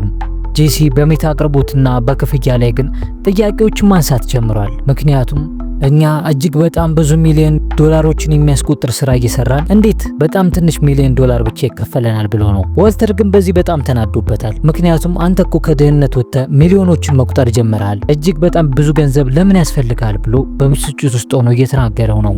ከዛም በህይወት ወደ ተረፈው በሆስፒታል ውስጥ ወደ ቆሰለው መንትያ ስንመለስ ዋልተርን ገለው የሜት ንግዱን አደጋ ላይ ስለጣሉበት ጉስ በስውር ሆስፒታል ውስጥ እንዳለ እንዲገደል ያደርገዋል። ይህም የዋልተርን ማንነት ለመደበቅና ከሳላማንካ ቤተሰብ የደረሰውን የበቀል እርምጃ ሙሉ በሙሉ ለማጥፋት ታስቦ የተደረገ ነበር። I can't get a pulse back.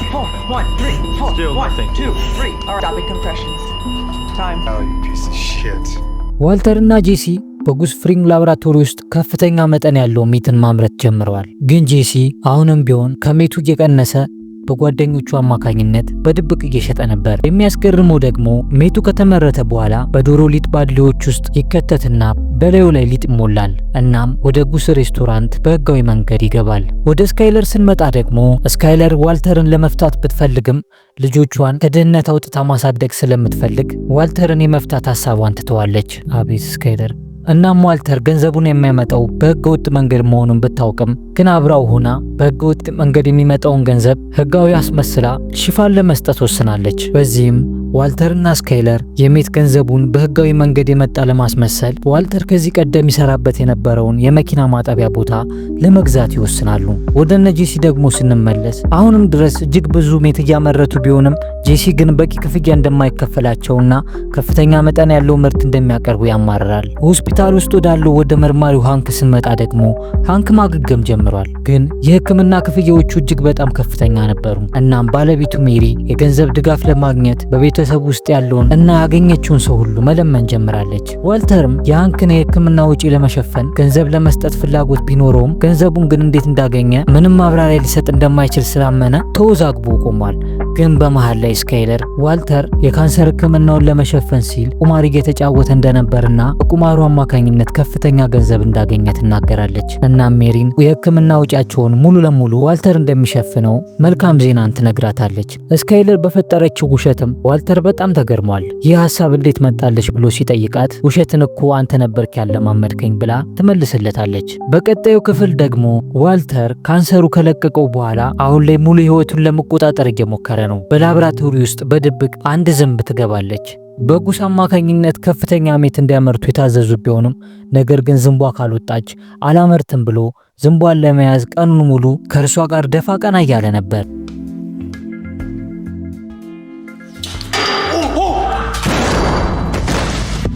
እናም ጄሲ መጥቶ ዋልተር እንዲያርፍ ቢጠይቀውም ዝንቧን ሳልገል በፍጹም አልቀመጥም ይለዋል። በዚህም ጄሲ እንዳያመርት ይከለክለዋል። ጄሲም በዚህ በጣም ተናዶ የእንቅልፍ ኪኒኖችን በዋልተር ቡናዎች ውስጥ ጨምሮ ይሰጠዋል። ዋልተርም ወዲያውኑ እንቅልፍ ይወስደዋል። ጄሲም ዝንቧን በቀላሉ መግደል ችሎ ሜቱን ብቻውን ማብሰል ይጀምራል። ይህ በእንዲህ እንዳለ ጄሲ ፒንክማን አንድሪያ ከምትባል ልጅ ጋር የፍቅር ግንኙነት ጀምሯል። አንድሪያ በኒው ሜክሲኮ ውስጥ የምትኖር ወጣት እናት ነች። የአደንዛዥ ውስጥ ተጠቃሚ የነበረች ቢሆንም ነገር ግን የሱስን ለመተውና ልጇ ብሮክን ብቻዋን ለማሳደግ የምትጥር እናት ነበረች። ጄሲ በሱስ ማገገሚያ ውስጥ እንዳለ ነበር ያገኛት። እናም ሁለቱ በፍቅር ወድቀው ነበር። ነገር ግን ጄሲ ቀጥሮት የነበረው ጓደኛው ኮምቦ የጉስን ግዛት ጥሶ ሜት ሲሸጥ ስለነበረ በጉስ አከፋፋይ አማካኝነት በጥይት ተመቶ ይገደላል። ይህን ያደረገው ደግሞ ቶማስ የተባለ ህፃን ልጅ ሲሆን እሱም የአንድሪያ ታናሽ ወንድም ነበር። ጄሲ ከአንድሪያ ጋር ከተገናኘ በኋላ የፍቅር ግንኙነትን ጀምሯል። በኋላ ግን የወዳጁን ገዳይ ወንድም የያዘችን ሴት እንደሚያፈቅር ሲያውቅ ስሜቱ በጣም ይወሳሰብበታል። ምክንያቱም በፍቅርና በበቀል መካከል ነው ያለው። እናም ጄሲ ከአንድሪያ ጋር ከተለያየ በኋላ ብዙም ሳይቆይ ታናሽ ወንድሟ የሆነው ቶማስ በጥይት ተመቶ ይገደላል። ቶማስ በጉስ ትዕዛዝ አማካኝነት ከአከፋፋይነቱ ወጥቶ ነበር። ጄሲ ቶማስ ንግዱን ለቆ ከወጣ በኋላ መገደሉን ሲያውቅ በከፍተኛ ሁኔታ ተናዷል። ስለዚህ የጉስ ቡድንን ለመበቀል ይወስናል። ጄሲ አሁን ላይ አከፋፋዮቹንና ቶማስን የገደሉትን የጉስ ሰዎች ለመግደል ይወስናል። በዚህን ጊዜ ዋልተር የጄሲን እቅድ ሲያውቅ ውስጥ ጣልቃ እንዲገባና ጄሲን ምንም እንዳያደርገው በግልጽ ይጠይቀዋል። ይህ የሚያሳየን ዋልተር የጄሲ ደህንነት ከምንም በላይ እንደሚያስቀድም ነው። ጉስም ታማኝ አገልጋዩ ማይክንና ሌሎች ጠባቂዎቹን ጄሲን ሄደው እንዲያመጡት ይልካቸዋል። ጄሲ ወዳለበት ቦታ ያመራሉ። ይህንን መረጃም ዋልተር አስቀድሞ አውቆ ስለነበር ሊይዙት ወደነበረበት ስፍራ ብቻውን በፍጥነት ይነዳል። እናም ዋልተር ጄሲን ሊገድሉት ሲሉ በጣም በጥሩ ጊዜ ነበር የደረሰው። መኪናውን በኃይል በመንዳትም በሰቅጣጭ ሁኔታ ገጭቶ ይገላቸዋል። ሌላኛውም ደግሞ ሊያመልጥ ሲል ዋልተር የሞተውን ሰው ሽጉጡን በመውሰድ በአሰቃቂ ሁኔታ ጭንቅላቱ ላይ ገሎ ይመታዋል።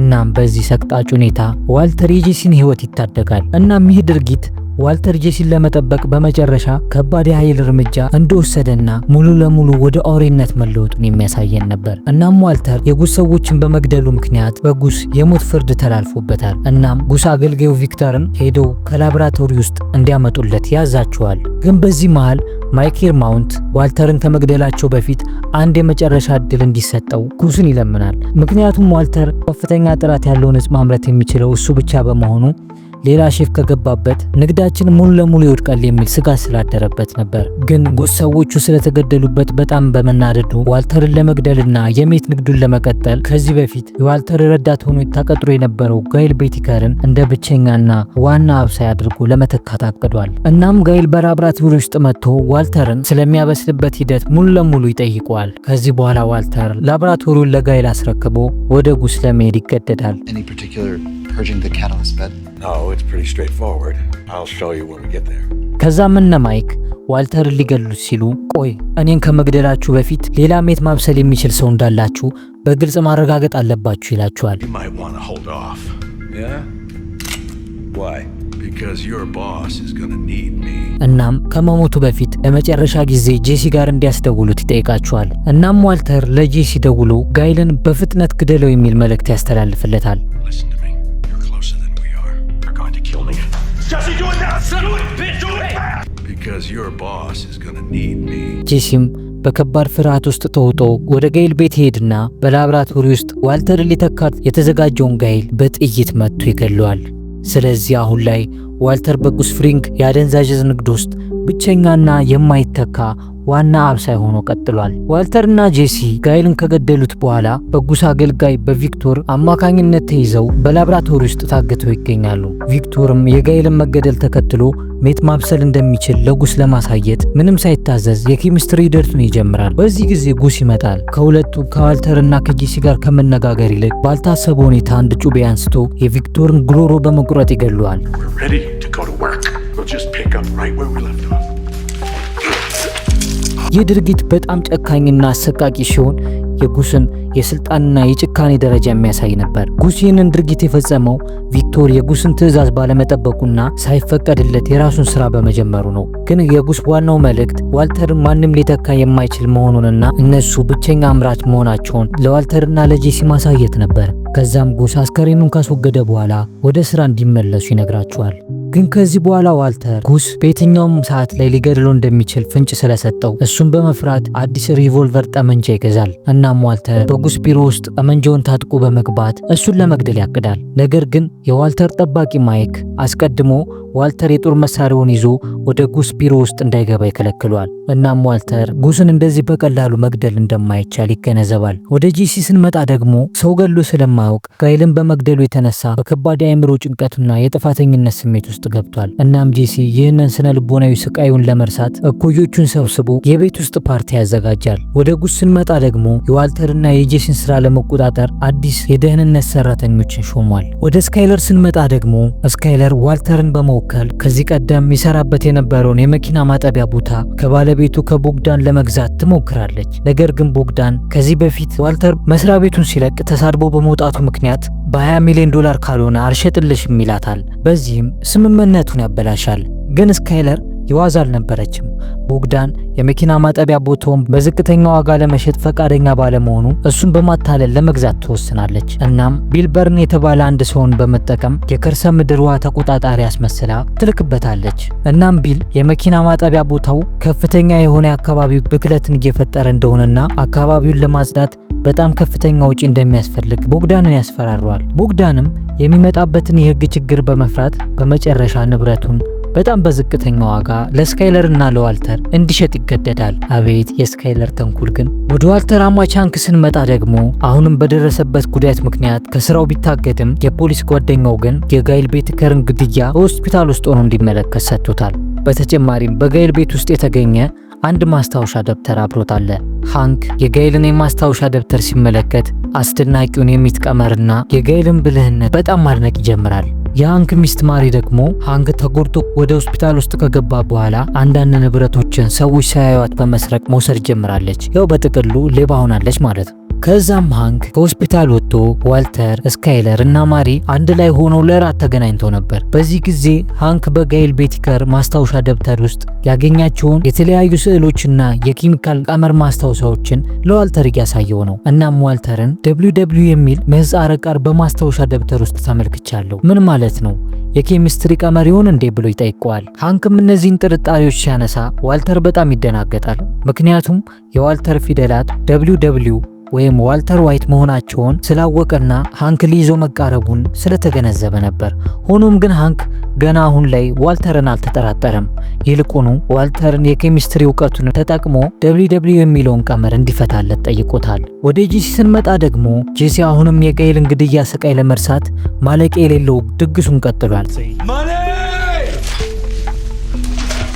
በዚህ ጊዜ ጉስ ጄሲ ገንዘብ እያባከነ መሆኑን ሲያይ ጄሲን ከዋልተር ጋር አለያይቶ ወደ ስራ ለመመለስ አንድ ድብቅ እቅድ ያወጣል። እናም ጉስ ጄሲን ከማይክ ጋር አብሮት እንዲሰራ ያዛል። እናም ከዚህ በኋላ ጄሲ የዋልተር ረዳት ሳይሆን በማይክ ስር ሆኖ በጉስ ስር ከሚሰሩ ሰዎች ገንዘብ ሰብሳቢና የደህንነት ሰራተኛ አድርጎ በጣም በጥሩ ቦታ ላይ መድበዋል። እናም ስራውን በጀመረበት ምሽት ላይ ማይክና ጄሲ ከአዘዋዋሪዎቹ ገንዘብ በሚለዋወጡበት ወቅት አደገኛ ጥቃት ይከፈትባቸዋል። ጄሲም በአስደናቂ ሁኔታ መኪናውን በኃይለኛ በመንዳት ማይክን ይዞ ከጥቃቱ ያመልጣሉ።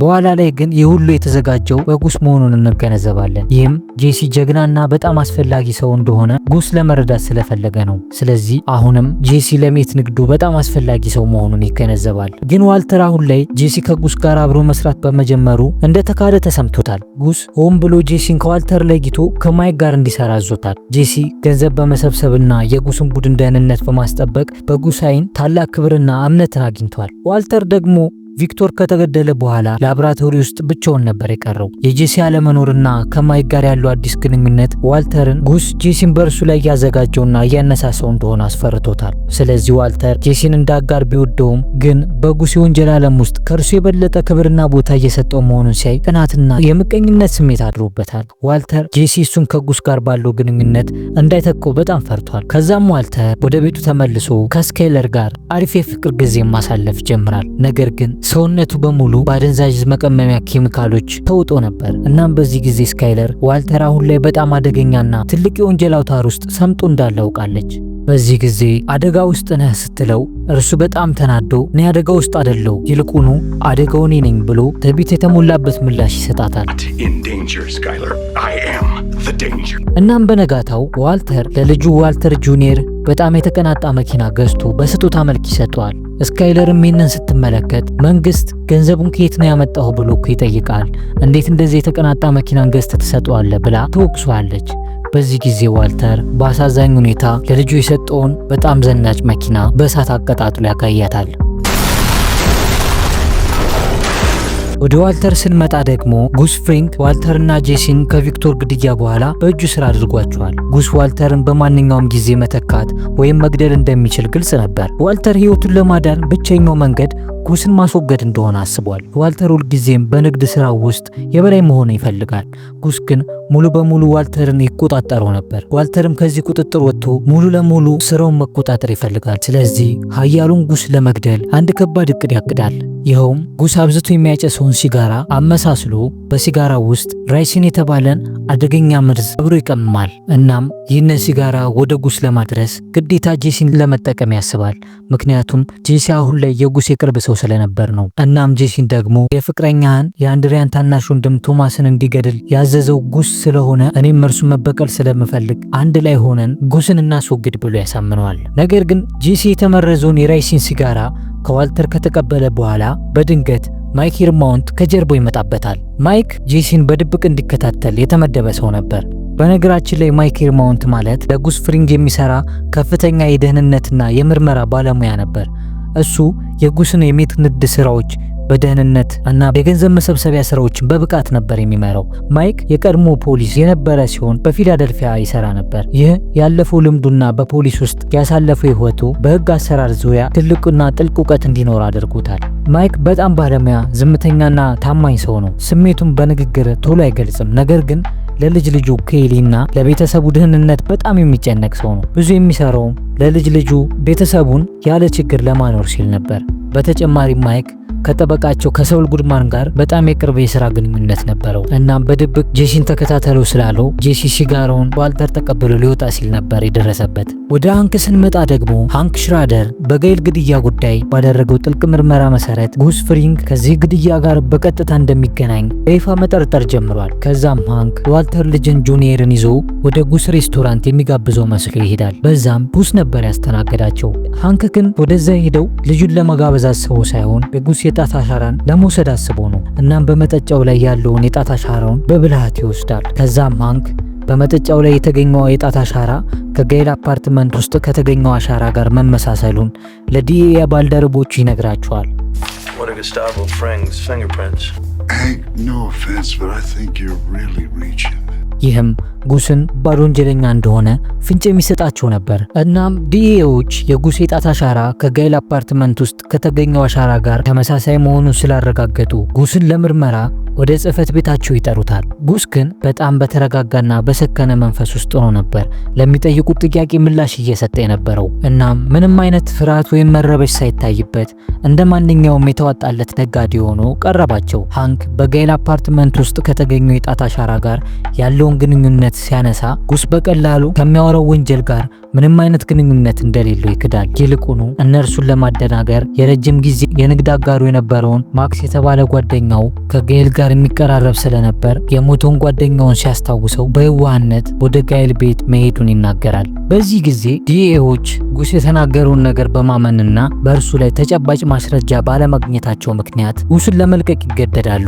ይህ በእንዲህ እንዳለ ፊልማችን ጉስ እንዴት ወደ አሜሪካ ገብቶ አደንዛዥ ዕፅን መነገድ እንደጀመረ ያሳየናል። ጉስ ዶኒ ላዲዮ ለሚባል በሜክሲኮ ውስጥ ለሚኖር የአደንዛዥ ዕፅ አቅራቢ ሰው ማክስ ከሚባል ጓደኛው ጋር ይሰራ ነበር። ነገር ግን ከካርቴሉ መሪ ጋር በስራ ምክንያት ባለመግባባታቸው በአሰቃቂ ሁኔታ የጉስ ጓደኛ ማክስን በጭካኔ ይገሉበታል። ዶኒ ላዲዮ ይህን ያደረገው ጉስን ለማወረድና የስልጣን የበላይነቱን ለማሳየት ነበር። ስለዚህ ጉስ የቅርብ ጓደኛው በአይኑ ፊት ሲገደል ምንም ማድረግ ባለመቻሉ ክፉኛ ተጎድቶ ነበር። ከዚህ ጊዜ ጀምሮ ጉስ ህይወቱን ያመሰቃቀለበትን የማክስን ህይወት ለመበቀልና ካርቴሉን ከውስጥ ለመናድ አስቦ ነበር ወደ አሜሪካ ተሰዶ ይህን የአደንዛዥ ዕፅ ንግድ የጀመረው። ይህ ክስተት ጉስ በካርቴሉ ላይ ከፍተኛ ጥላቻና የበቀል ስሜት እንዲያድርበት ያደረገው ሲሆን ይህም አሁን ባለው የጭካኔ ተግባር ውስጥ ትልቅ ሚናን የሚጫወት ነበር። ወደ ዋልተር ስንመጣ ደግሞ ዋልተር ጉስ በዲኤዎች ተይዞ ለጥያቄ መቅረቡን ሲያውቅ የበቀል እቅድ ሰዓቱ ደርሷል ብሎ የመጨረሻውን ነገር ለማድረግ አሰበ። ግን ጄሲ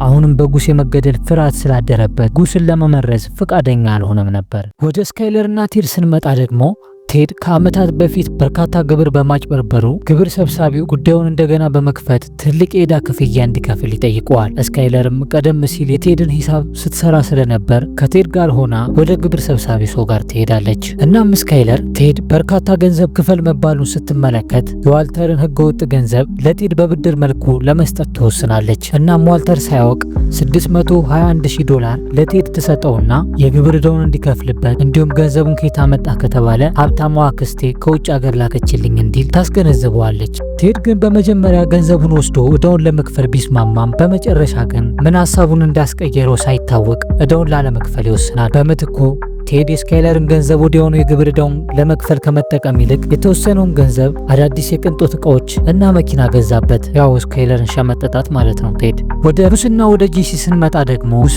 በሜክሲኮ ካርቴል ላይ ሊወስዶ ባቀደው የበቀል እርምጃ መሰረት ከእርሱ ጋር አብሮት ወደ ሜክሲኮ እንዲሄድ ይጠይቀዋል። ጉስ በግልጽ ባይናገርም ጄሲን ከዋልተር የበለጠ ጠቃሚ ሰው እንደሆነ ገምቷል። ዋልተር ደግሞ የጉስ ክፍያ ተቋርጦበታል። በኋላም ጄሲ ከጉስ ጋር በቅርበት መስራት እንደጀመረ ሲያውቅ የተገለለና የማይፈለግ ሰው እንደሆነ ተሰማው። እናም ጄሲ ያለ እርሱ ስኬታማ መሆኑና በጉስ ዓለም ውስጥ አስፈላጊ ሰው እንደሆነ በማየቱ ከፍተኛ ቅናት አደረበት። ምክንያቱም ከምንም አንስቶ አሪፍ የሜት ቀማሚ ያደረገው ዋልተር ስለነበር ነው። እናም ዋልተር ወደ ጄሲ ቤት ሄዶ አንተን ከጉስ ገዳዮች ከሞት አድኜ ሳለ እንዴት እኔን ክደህ ከጉስ ጋር ትተባበራለህ ብሎ በቁጣ ይጮህበታል። ጄሲ በዚህ ጊዜ ዋልተር እሱን የሚመለከተው እንደ ጠላት መሆኑን ሲያውቅ እርሱን በንዴት ይሞላል። በዚህም በድጋሚ ገላጋይ በሌለበት ዋልተርና ጄሲ እስኪዋጣላቸው ድረስ ይደባደባሉ።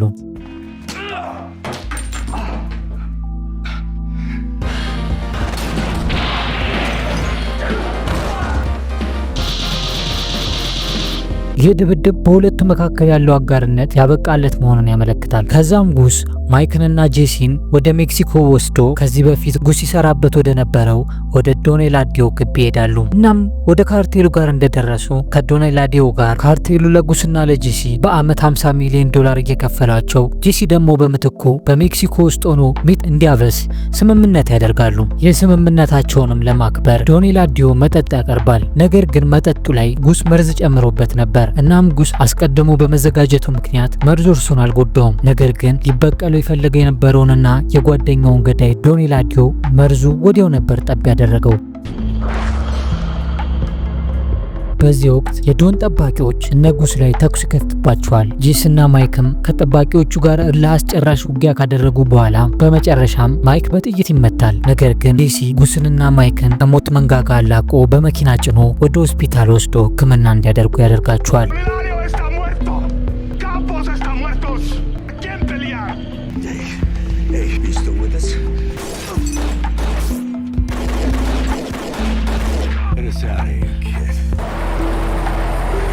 ይህም በጉስና በጄሲ መካከል ያለውን ታማኝነት ያጠናከረ ነበር። ግን ጉስ በመጨረሻ በጓደኛው ማክስ ግድያ ምክንያት ቋጥሮ የነበረውን የረጅም ጊዜ ቂም ለመወጣት ችሏል። ጉስም እነ ጄሲን ይዞ ከሜክሲኮ ወደ አሜሪካ ከተመለሰ በኋላ ጄሲን በጣም ስለተማመነበት ዋልተርን ከላብራቶሪ አባሮ ጄሲን ሙሉ ለሙሉ ለመጠቀም አስቧል። ወደ ስካይለር ስንመጣ ደግሞ ቴድ ገንዘቧን ስለበላት እንቅልፍ ነስቷታል። ባስ ብሎ ቴድ አሁንም ግብር ማጭበርበር ለመፈጸም አቅዷል። ቴድ ደግሞ እንደገና ግብር ካጭበረበረ ገንዘቡን የሰጠችው ስካይለር ለሕግ እንደምትጋለጥ ስጋት ገብቷታል። ስለዚህ ሳውል ጉድማን ጋር ደውላ ቴድ እዳውን እንዲከፍል እንዲያስገድደው ታደርጋለች። ሳውልም እኮ በጣም ቀላል ነው ብሎ ሁለት የሱን ሰዎች ወደ ቴድ ይልካቸዋል። እናም የሳውል ሰዎች ወደ ቴድ ቤት በመሄድ ያስፈራሩታል። ቴድም በጣም በፍርሃት ውስጥ ሆኖ ለመሸሽ ሲሞክር በምንጣፍ ተጠልፎ ወድቆ ጭንቅላቱን አይሆኑ አመታት ይመቷል። እናም ባሳዛኝ ሁኔታ ቴድ ካሁን በኋላ በአልጋ ላይ ሆኖ መንቀሳቀስ የማይችል ሰው ይሆናል።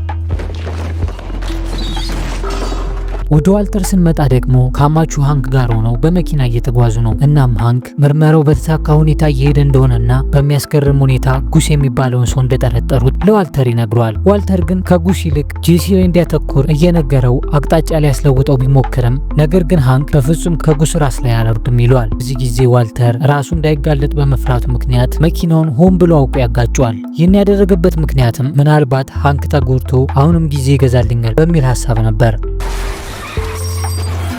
ከዛም ዋልተር ከመኪና አደጋው በኋላ ለመጀመሪያ ጊዜ ጉስን ያገኘዋል። ጉስም ዋልተርን ከላብራቶሪ እንዳባረረውና ከስራው ሙሉ ለሙሉ እንዳስወጣው ይነግረዋል። በተጨማሪም አርፎ የማይቀመጥ ከሆነ የኔ የሚላቸውን ቤተሰቦቹን አንድ በአንድ እንደሚገልበት ያስፈራረዋል። ከዚህ በኋላ ዋልተር ቤተሰቡን ከጉስ አደጋ ለመጠበቅ ሲል መሸሽ እንዳለበት ይወስናል። እናም በቤቱ ምድር ቤት ውስጥ ወደ ደበቀው ገንዘብ ሄዶ ገንዘቡን ለማውጣት ይሞክራል። ነገር ግን ገንዘቡን በቦታው አላገኘውም። በዚህ ጊዜ ስካይለር መታ ገንዘቡን ወስዳ ለቴድ የግብር ዕዳ መክፈሏል ዋልተር ነገረችው። ዋልተርም በዚህ ጊዜ በድንጋጤ ይወድቃል። ዋልተር አሁን ገንዘብ እንደሌለውና ጉስ ሊገድለው እንደሚችል ሲገነዘብ በንዴትና በፍርሃት ውስጥ ሆኖ በአሳዛኝ ሁኔታ ይስቃል።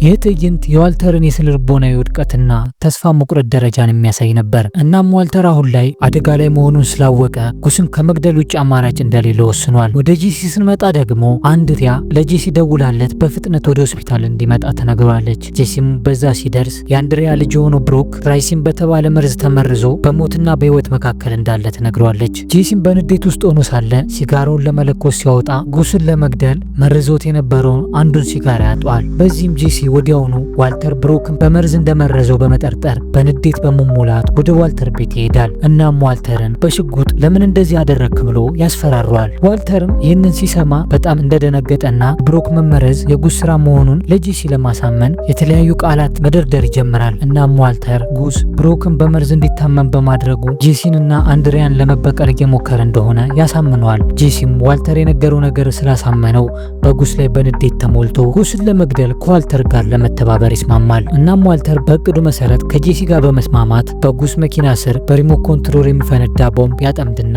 ጉስ ወደ መኪናው እስከሚገባ ድረስ ተደብቆ ይከታተለው ጀመር። ነገር ግን ጉስ አስቀድሞ መረጃው ስለደረሰው ወደ መኪናው ከመግባት ይልቅ ወደ ኋላ ይመለሳል። በዚህም የዋልተር ጉስን የመግደል ሁለተኛ እቅድ በድጋሚ ይከሽፋል። ሆኖም ግን ዋልተር አሁንም ቢሆን ጉስን በድብቅ መከታተሉን አላቆመም ነበር። በጉስ ላይ በረጅም ጊዜ ባደረገ ክትትል መሰረት ጉስ ቂም ይዞባቸው የነበሩትን የሜክሲኮ ካርቴሎች በሙሉ እየለቀቀመ ነው። መጀመሪያ የሳላማንካ መንትዮችን ጨርሷቸዋል።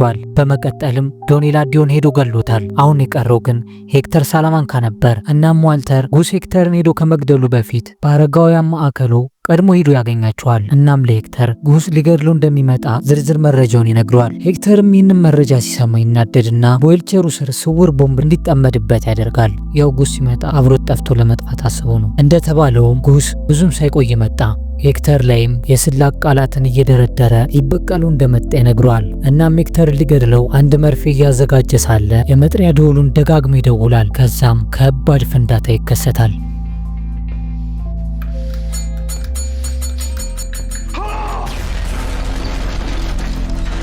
ፍንዳታው በአሳዛኝ ሁኔታ ጉስን በአሰቃቂ ሁኔታ ያቆስለዋል። ጉስም ከክፍሉ ሲወጣ ግማሽ ፊቱ ሙሉ በሙሉ ተነቃቅሎና የቁም ሬሳ ሆኖ ነበር። በዚህም አሳዛኝ መጨረሻ የጉስ ግብአተ መሬት ይፈጸማል። ከዛም ጄሲና ዋልተር ሜት ያበስሉበት የነበረውን የጉስን ላብራቶሪ ሙሉ ለሙሉ አውድመውት ይሄዳሉ።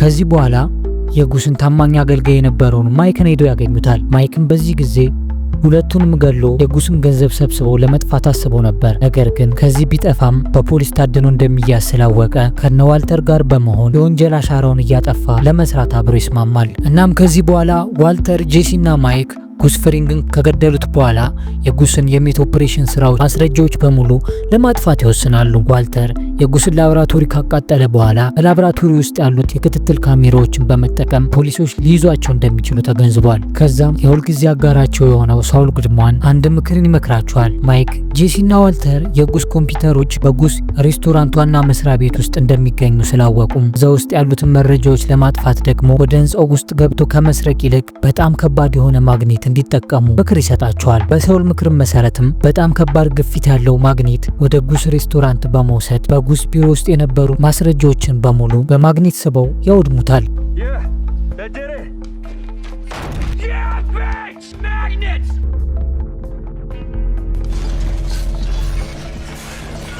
Samsung laptop computer damaged. ፖሊሶችም በቦታው ሲደርሱ ሁሉም ነገር ከጥቅም ውጭ ሆኖ ነበር። ወደ ስካይለር ስንመጣ ደግሞ ቴድን ለመጠየቅ ወደ ሆስፒታል ትሄዳለች። በሆስፒታል ውስጥ የነበረው ቴድ ግን በጣም የሚያሳዝን ነበር። ከዚህ በኋላ መንቀሳቀስ የማይችል አሳዛኝ ታማሚ ሆኖ ነበር። በዚህም ስካይለር ሀዘን ተሰምቷት ይቅርታ ትጠይቀዋለች። ከዚህ ክስተት በኋላ ፒተር ሹለር የተባለ አንድ ሰውን እንመለከታለን። ፒተር ማድሪጋል ኤሊሜንት በተባለ የጀርመን ኩባንያ ውስጥ ከፍተኛ ስራ አስፈጻሚ ነበር። ይህ ኩባንያ ደግሞ የጉስ ፍሪንግን የወንጀል ስራዎች ህጋዊ ሽፋን የሚሰጥ አካል ነበር። እናም ፒተር ዲኤዎች በጉስ ድርጅቶች ላይ ምርመራ መጀመራቸውን ሲመለከት ሹለር ክብሩ ሳይዋረድና በቁጥጥር ስር ከመዋሉ በፊት በከባድ የኤሌክትሪክ ንዝረት ራሱን ያጠፋል። ይህ የሚያሳየው የጉስ የወንጀል አውታር ምን ያህል ሰፊና ጥልቅ እንደነበረ ነው። ወደ እነ ማይክ ስንመለስ ደግሞ ጉስ ከሞተ በኋላ ዋልተር፣ ጄሲና ማይክ አዲስ የሜት ንግድ ለመጀመር ተስማምተዋል። ስለዚህ የስራ ክፍፍል ያደርጋሉ። ማይክ ከጉስ ጋር አብረው ሲሰሩ የነበሩና አሁን ላይ በእርሱ ቁጥጥር ስር ያልሆኑ ሰዎችን እየፈለገ በማግኘት ዝም እንዲሉ ክፍያ እንዲሰጥ ይደረጋል። ከዛም ማይክ ሊዲያ ወደምትባለው ወደ ማድሪጋል ኤሌመንትስ ውስጥ የምትሰራ ሴትን ሄዶ ያገኛታል። ሊዲያ ቅድም ራሱን ካጠፋው ፒተር ጋር አንድ ላይ በመሆን ለጉስ የሜት ንግድ በጣም ብዙ የሆኑ ኬሚካሎችን ታቀርብ ነበር። ነገር ግን ሊዲያ ጉስ ከሞተ በኋላ ማይክ መጥቶ ሲያገኛት መረጃ እንዲያወጣባት በመፍራቷ ምክንያት ልታስገድለው ፈልጋለች። ነገር ግን በጣም ጠንቃቃና ከባድ ችሎታ የነበረው ማይክ እርሱን እንዲገለው የቀጠረችውን ጋርድ ወዲያው ይገለውና ሊዲያን በቁጥጥር ስር ያውላታል። ሊዲያም ህይወቷን ለማዳን ስትል አዲስ የኬሚካል አቅርቦቶችን ለነዋልተር ለማቅረብ ተስማማለች። እነዋልተር ደግሞ የጉስ መሬት በታች የነበረው ላብራቶሪ ሙሉ ለሙሉ ስለጠፋ አዲስ የማብሰያ ቦታ ያስፈልጋቸዋል። እናም ሳውል ጉድማን በአልቡከርኪ መንደር ውስጥ ያሉ ቤቶችን በመመልከት የተለያዩ ቤቶችን ተከራይቶ እንደ ጊዜያዊ ላብራቶሪ እንዲጠቀሙ ሀሳብ ያቀርብላቸዋል። ቤቶቹን በየጊዜው ስለሚቀያየሩ መጠርጠራቸውን እንደሚቀንስላቸው ይመክራቸዋል። ከዛም በሳውል ምክር መሰረት ፋሞን ስፔስ ኮንትሮል የተባለ ወይም ተባዮችን የሚያጠፋ መድኃኒት አምራች ድርጅት እንደሆኑ የሚገልጽ ማስታወቂያን ይለጥፋሉ። ድርጅታቸው ቤቶችን በጸረ ተባይ የሸፈነ የተባይ ማጥፊያ መድኃኒቶችን የሚያመርት ይመስል ነበር። ነገር ግን ዋልተርና ጄሲ በዚያ ቤት ውስጥ ሜትን ያበስላሉ። ይህም ከውጭ ለሚያይ ሰው ቤቱን እንደ ማንኛውም ድርጅት እንጂ ህገወጥ ነገር እንደሚፈጸምበት ቤት አይመለከተውም ነበር። ወደ ስካይለር ስንመጣ ደግሞ ዋልተር አሁንም ከዚህ የወንጀል አዙሪት ውስጥ አልወጣ በማለቱና ቤተሰቡን አደጋ ላይ በመጣሉ ክፉኛ ተጨንቃለች። ጓደኛዋ ማሪ ደግሞ ምንም በማታውቀው ነገር አይዞሽ ስካይለር፣ ህይወት ያመጣችውን መቀበል ነው። እኔ ሃንክ ታሞ በነበረበት ጊዜ ምን ያህል አስቸጋሪ ሁኔታ ውስጥ ገብቼ እንደነበር ታስታውሻለች። ስለዚህ ህይወት ያመጣችውን ነገር ሁሉ በጸጋ መቀበል ነው እያለች ልታረጋጋት ትሞክራለች። ስካይለር ግን በማሪ ምክር በጣም ተበሳጭታለች። ምክንያቱም ስካይለር እና ማሪ ያሉበት ሁኔታ ለየቅል ስለነበር ነው። ነገር ግን ማሪ አሁንም ቢሆን ምክሯን ማቆም አልቻለችም። በዚህ ጊዜ ስካይለር ስሜቷን መቆጣጠር አልቻለችም። Shut up. Dad, I am simply saying that you... Will you shut up? Shut the hell up. Shut up. Shut up. Shut up.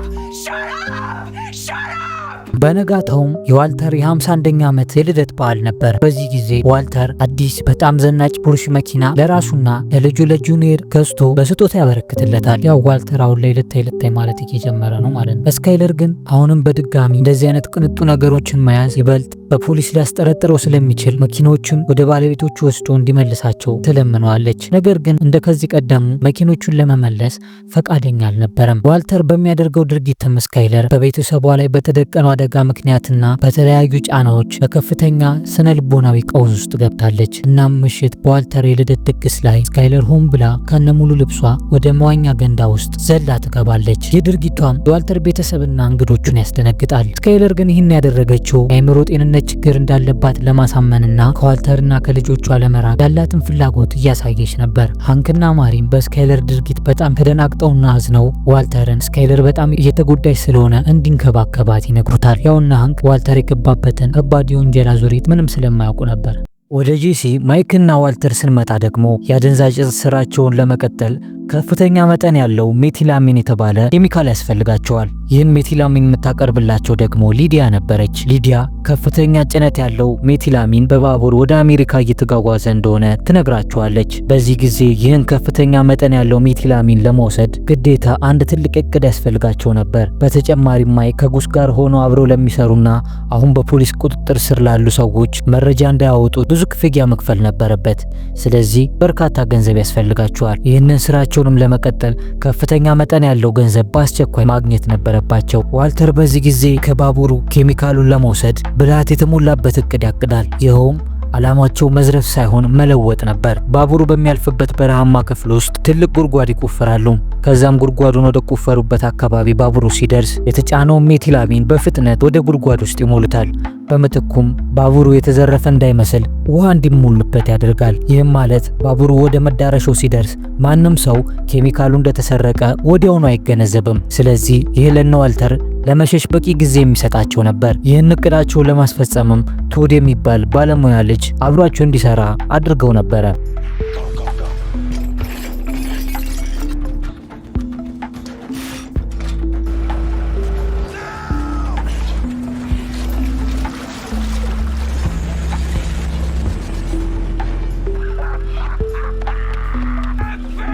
ዘረፋው በተሳካ ሁኔታ ከተጠናቀቀ በኋላ አንድ ትንሽ ልጅ በሞተር ሳይክል በአካባቢው ያለፈ ስለነበር እነ ዋልተር ያደረጉትን ዘረፋ ተመልክቶ ነበር። በዚህ ጊዜ ቶድ ምንም ሳያቅማማ ወዲያውኑ ልጁን በጥይት ይገድለዋል።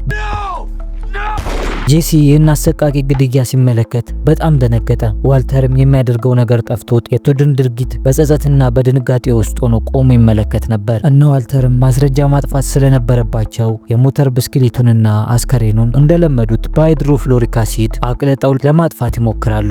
ወደ ማይክ ስንመጣ ደግሞ ዲኤዎች ማይክን ለመያዝ ጥብቅ ክትትል ማድረግ ጀምረዋል። ማይክ ከጉስ ጋር አብረው ሲሰሩ ለነበሩት 9 ሰዎችና ራሱ በርካታ ገንዘብ ይዞ እነ ዋልተር ከሚኖሩበት ከአልቡከርኬ መንደር ለመሸሽ ይፈልግ ነበር። በዚህ ጊዜ ዲኤዎች የሚያደርገውን ነገር ሁሉ በትኩረት እየተከታተሉት ነበር። ግን ቀድሞውኑ የህግ ሰው የነበረው ማይክ እየተከታተሉት እንደነበር ስላወቀ ይህ ለነሱ ክትትላቸውን በጣም አስቸጋሪና ከባድ ያደርግባቸዋል። ከዛም ሶስቱ ስለ ንግዳቸው ሁኔታ ለማውራት ይሰበሰባሉ። ጄሲ በጭራሽ እንደዚህ ያለ ጨካኝ ንግድን ለመቀጠል ፍላጎት የለውም። ስለዚህ ለዋልተርና ለማይክ ንግዳቸውን ሙሉ ለሙሉ እንዲያቆሙ ይነግራቸዋል። ስለዚህ ከዚህ በኋላ ሜት ማምረት የለብንም በማለት ይቃወማል። ጄሲ ያለበት ምክንያት ቶድ በልጁ ላይ በፈጸመው ግድያ ጄሲ አሁንም በከፍተኛ የጥፋተኝነትና ስነ ልቦናዊ ድንጋጤ ውስጥ ስለገባ ነበር። ማይክም እስካሁን የሰሩትን ገንዘብ ይዞ ወደ ሀገሩ መሸሽ ይፈልጋል። ዋልተር ግን እዚህ በቆየን ቁጥር የበለጠ ገንዘብ እናገኛለን በሚል አስተሳሰብ ንግዳቸውን መቀጠል እንዳለባቸው ያምናል። ከዚህ በኋላ ዋልተር ጄሲን ወደ ቤቱ ወስዶ ራት እየጋበዘው ንግዱን መቀጠል እንዳለበት ለማሳመን ይሞክራል። ዋልተር ንግዱን ለመቀጠል ከፍተኛ ፍላጎት ነበረው። ነገር ግን ጄሲ በልጁ ግድያ ምክንያት በአሰቃቂ ሁኔታ ተጎድቶ ስለነበር መውጣት ፈልጓል። ዋልተር ወደ ቤቱ ጄሲን ያመጣበት ምክንያት ህይወቱ እንደ መደበኛው ጊዜ መልካም እንደነበረ ለማስመሰልና ጄሲን ለማረጋጋት አቅዶ ነበር። ስካይለር ግን በዋልተር የወንጀል ህይወት ምክንያት በከፍተኛ ድንጋጤ ውስጥ ነበረች። ከሚያደርገው ሁኔታ ጋር መላመድ አልቻለችም። እሷ አሁን ላይ በጣም ዝምተኛና የተጎዳች ነበር የምትመስለው። ዋልተር ግን በጣም ደህና እንደሆነ ሁኔታውን ለመሸፋፈን ቢሞክርም እውነታው ግን ግልጽ ነበር። ጄሲ ዋልተር ቤተሰቡን ምን ያህል እየጎዳ እንደሆነ ነበር የተመለከተው። ይህም ጄሲን በመጨረሻ ውሳኔው እንዲጸናና ንግዱን ለመልቀቅ የበለጠ እንዲገፋፋ አደረገው። በነጋታውም አንድ ያልተጠበቀ ክስተት ተፈጠረ። ማይክ ማውንት ዋልተርን ለስራ የሚፈልገው በማስመሰል በመጋዘን ውስጥ ያስረውና በሽጉጥ እያስፈራራው ገንዘቤን ስጠኝ ይለዋል። ዋልተር ግን ማይክ ከንግዱ እንዲወጣና በርካታ ገንዘብ ይዞ እንዲወጣ ስላልፈለገ ገንዘቡን ለመክፈል ፈቃደኛ አልነበረም። ዋልተር አሁን ላይ ጉስ ከሞተ በኋላ እሱ ብቻውን ንግዱን መቆጣጠር እንዳለበት ተሰምቶታል። የማይክን የገንዘብ ድርሻም ለመክፈል ፈቃደኛ ያልነበረው ለዚህ ነው። በዚህ ጊዜ ግን ጄሲ በድንገት ይመጣና ጣልቃ በመግባት ማይክን አረጋግቶ ሁኔታውን ለማቀዝቀዝ ይሞክራል። ከዚህ በኋላ ማይክና ጄሲ በንግዱ ለመቀጠል ሙሉ ለሙሉ ፍላጎት ሳይኖራቸው ቀጣዩን እጻቸውን የሚያከፋፍል ሰው ለማግኘት ይሞክራሉ። እናም ከዚህ በፊት ከጉስ ጋር የሚሰራ የነበረ ዴክላን የተባለ አከፋፋይን ያገኛሉ።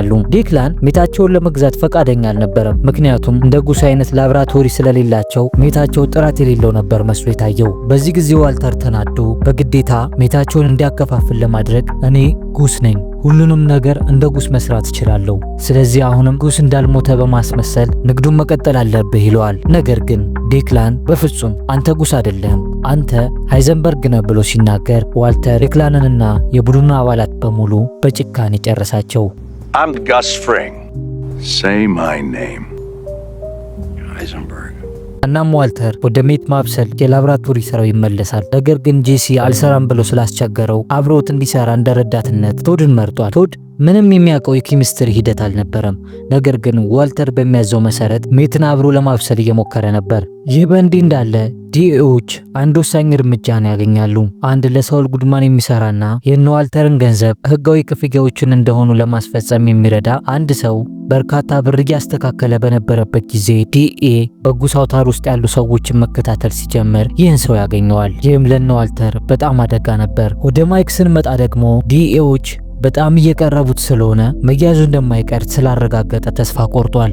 ስለዚህ ዋልተርን ድርሻዬን ሰጠኝ ከንግዱ ልውጣ ብሎ ይጠይቀዋል። ዋልተር በዚህ ጊዜ ገንዘቡን ይዞ ይመጣና ነገር ግን በምትኩ በእስር ቤት ያሉትን ሊከፍላቸው የተዘጋጀው የጉስ ሰዎችን ስም ዝርዝር እንዲሰጠው ጠይቆ ነበር። ምክንያቱም ዋልተር ሁሉንም ማስረጃዎች ማስወገድ ፈልጎ ስለነበር ነው። ማይክ ግን ዝርዝሩን ለመስጠት ፈቃደኛ አልነበረም። ዋልተርን አሁን አንተ ሁሉንም ነገር አበላሽተዋል፣ ጉስ አውታር ውስጥ የነበረውን ሰላማዊ ስራ ሁሉ በጥብጠኸዋል። ስለዚህ አንተ ትዕቢተኛና ማንንም መስማት የምትፈልግ ሰው ስላልሆንክ አንተ በፍጹም ምንም አይነት መረጃ አልሰጠም ይለዋል። በዚህ ጊዜ ገንዘቡን ተቀብሎ ከዋልተር ሊሄድ ሲል ዋልተር መጥቶ በሽጉጥ ይመታዋል። ግን ማይክ ተመቶም ቢሆን መንዳቱን አላቋረጠም። ዋልተርም ግን ትንሽ ሄዶ ከተከታተለው በኋላ ማይክ ህይወቱን ለማዳን በወንዝ ዳርቻ አካባቢ ተሸሽጎ ያገኘዋል።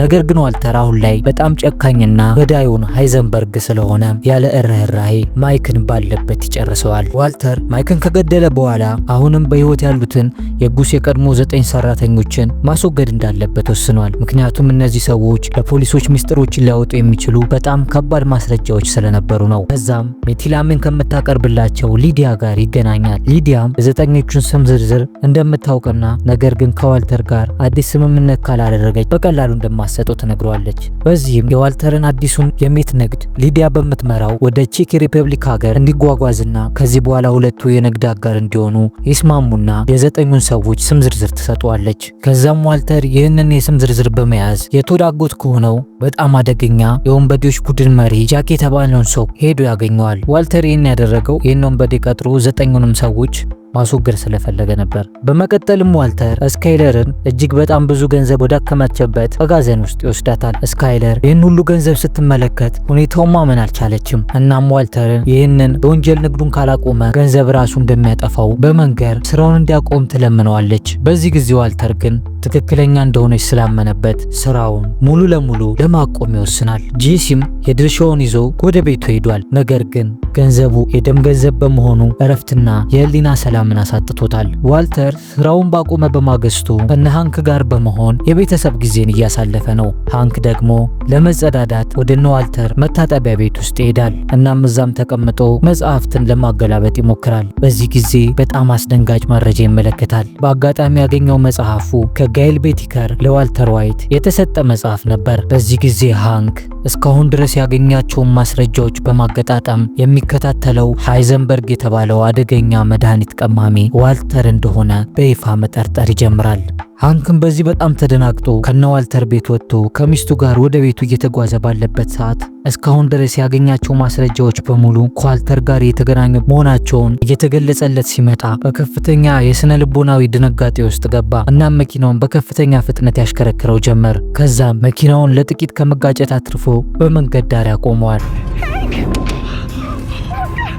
ማሪም በመኪናው ፍጥነትና አደጋው ሊደርስ በመቃረቡ በጣም ተደናግጣለች። ሃንክን መኪናውን ካቆመው በኋላ በድንጋጤ እየጮኸች ምን እንደተፈጠረ ጠየቀችው። ሃንክ ግን ምንም ሳይናገር ዝም አለም። ወደ ዋልተር ስንመለስ ደግሞ የሃንክ ባህሪ ተለዋውጦበታል። ወዲያው ወደ መጸዳጃ ቤቱ ሄዶ ጋሌ የሰጠውን ማስታወሻ መጽሐፍ ሲመለከት በቦታው ያጠዋል። በዚህ ጊዜ ሃንክ እንደነቃበት ያረጋግጣል። በነጋታውም ሃንክ ወደ ዋልተር ቤት መጥቶ ክፉኛ እየደበደበው አንተ የተረገምክ ለካ ሃይዘንበርግ አንተ ነበርክ እያለ ይጮህበት ጀመር። በዚህ ጊዜ ዋልተር ለመከላከል ሳይሞክር በጭካኔ ስሜት ተሞልቶ ነበር የመለሰለት።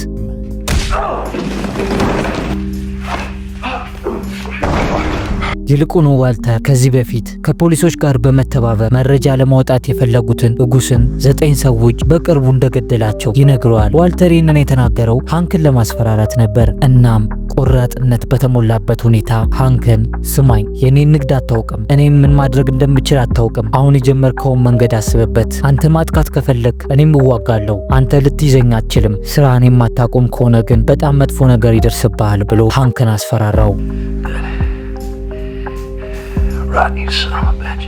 ሃንክም ዋልተርን በቁጥጥር ስር መዋል ይፈልጋል። እናም እሱም በይፋ ለመክሰስ ጠንካራ ማስረጃ እንደሚያስፈልገው ይገነዘባል። ስለዚህ ወደ ስካይለር ሄዶ ከዋልተር እንድትርቅና ከእርሱ ጋር ተባብራ ማስረጃ እንድትሰጠው ይጠይቃታል። ምክንያቱም ይህ ዋልተርን ለማጋለጥ ብቸኛው መንገድ ነበር። ስካይለር ግን ልጆቿንና ቤተሰቦቿን ከአደጋ መጠበቅ ስለምትፈልግ ምንም እንደማትተባበረው ትነግረዋለች። ይልቁንም ዋልተርን ከሃንክ ለመጠበቅ እየሞከረች ነበር። ዋልተር ደግሞ ሃንክ እንደደረሰበት ስላወቀ ያገኘውን ገንዘብ ወደ አንድ በረሃማ አካባቢ ወስዶ ቆፍሮ ይቀብረዋል። ወደ ስካይለር ስንመለስ ደግሞ ራሱ ጠይቋት ልትተባበረው ፈቃደኛ ስላልሆነች በባለቤቱ በማሪ አማካኝነት አብረው እንድትሰራ ሽምግልና ልኳል። ማሪም ስካይለርን ስለ ዋልተር የወንጀል ህይወትና ስለ ጉስ ፍሪንግ ንግድ እያወቀች ለምን ዝም እንዳለች በቁጣ ጠየቀቻት። ንግግራቸው መሃልም ማሪ ስካይለር ዋልተር የሚያገኘውን ህገወጥ ገንዘብ ህጋዊ ለማስመሰል ሽፋን እየሰጠችው እንደነበር ትገነዘባለች። በዚህም ንዴቷን መቆጣጠር ተስኗት ስካይለርን በጥፊ ትመታታለች። ከዛም ደነ ሊዲያና ወደ ወንበዴዎቹ ስንመጣ ደግሞ ዋልተር ከሊዲያ ጋር በመሆን ሜትን ወደ ቼክ ሪፐብሊክ ለመላክ ሲያቀድ አደገኛ ተቀናቃኞች እንዳሉበት አውቋል። ስለዚህ ዋልተርና ጃክ አዲስ የንግድ መስመርን ለማግኘት በቦታው ላይ ሲሰሩ የነበሩ ተቀናቃኞቻቸውን በሙሉ ጨርሷቸው እንደነበር እንመለከታለን። ወደ ጄሲ ስንመጣ ደግሞ ጄሲ በከፍተኛ የጥፋተኝነት ስሜት ውስጥ ተዘፍቆ ስለነበረ ከዋልተር የተቀበለውን $5 ሚሊዮን በየዶች በር እየበተነ ማለፍ ጀመረ። ከዛም ለጠበቃው ለሳውል ጉድማን ጄሲ ለሚያፈቅራት ለአንድሪያ ልጅ ብሮክ እንዲሰጠው ይነግረዋል። ነገር ግን ሳውል ገንዘቡን ለአንድሪያ ወስዶ ከመስጠት ይልቅ ለዋልተር ይመልስለታል። ጄሲም ሳውል ጉድማን ገንዘቡን ለዋልተር መመለሱን ሲያውቅ በንዴት ተሞልቶ ወደ ሳውል ቢሮ ይሄዳል። በዚያም ከጥፋተኝነት ስሜቱ ጋር ተዳምሮበት ራሱን መቆጣጠር ተስኖት ሳውልን ክፉኛ ይደበድበዋል። ጄሲ ግን በጣም አደገኛ ሰው ሆኗል። በተጨማሪም ዋልተር ሆን ብሎ የአንድሪያን ልጅ እንደመረዘው ሲያውቅ ይበልጥ ዋልተርን የመበቀል ስሜቱ እየጨመረ መጣ። ወደ ሃንክ ስንመጣ ደግሞ ዋልተር አንድ አስደናቂ እቅድ አቅዷል። ሃንክም ወደ ቤቱ ወስዶ ከባለቤቱ ማሪ ጋር ሲዲውን ሲከፍተው ዋልተር ነበር። ዋልተር በዚህ ንግግሩ ላይ እውነትን እየተናዘዝኩ ነው ብሎ ይጀምራል። እውነት ነው፣ እኔ በርካታ አደንዛዥ እጾችን እያመረትኩ ነበር። ነገር ግን የስራዬ እንዲቃና ያደረገው ሃንክ ነው። ሃንክ ሙሉ በሙሉ በዚህ ስራዬ ውስጥ አብሮ ተባባሪ ነበር ይላል። ዋልተር ይህንን ያደረገው ሃንክ በየትኛውም ሁኔታ በቁጥጥር ስር ሊያውለው ከሞከረ ይህንን እንደ ማስረጃ አወጣብሃለሁ ብሎ ለማስፈራራት ነበር። በዚህ ጊዜ ሃንክና ማሪ የሚሰሙትን ነገር ማመን አልቻሉም ነበር። ሁለቱም በድንጋጤ ቆመዋል። በፍጹም እንደዛ የሚወዱትና የሚቀርቡት ዋልተር እንደዚህ ያደርጋል ብለው አልጠበቁም ነበር። በቀጣዩ ክፍልም ጄሲ እነ ዋልተር በሌሉበት በድብቅ ወደ ቤታቸው ገብቶ ነዳጅ አርከፍክፎ ቤቱን በማንደድ ዋልተርን ለመበቀል ይሞክራል። በዚህ ጊዜ ሃንክ ደርሶ ሽጉጥ በመደቀን የሚያደርገውን የወንጀል ድርጊት እንዲያቆም ያስፈራረዋል። እንዲሁም ይህንን የጅል ድርጊት አድርገ ራስንም ወንጀል ውስጥ ከምትዘፍቅ ከኔ ጋር ተባብረ በመስራት ዋልተርን በህግ ቁጥጥር ስር መዋል እንችላለን ብሎ አግባባው። ጄሲም ከዲኤዎች ጋር ሆኖ ዋልተርን በቁጥጥር ስር እንዲያውሉት አብሮ ለመስራት ተስማማ። ከዛም በዲኤዎች እቅድ መሰረት ዋልተርን ስልክ ደውሎ እንዲያገኘው ያደርጋሉ። ይህንን የስልክ ጥሪያቸውንም በድብቅ እየተከታተሉት ነበር። እናም ጄሲ ለዋልተር ደውሎ ብዙ ካወራ በኋላ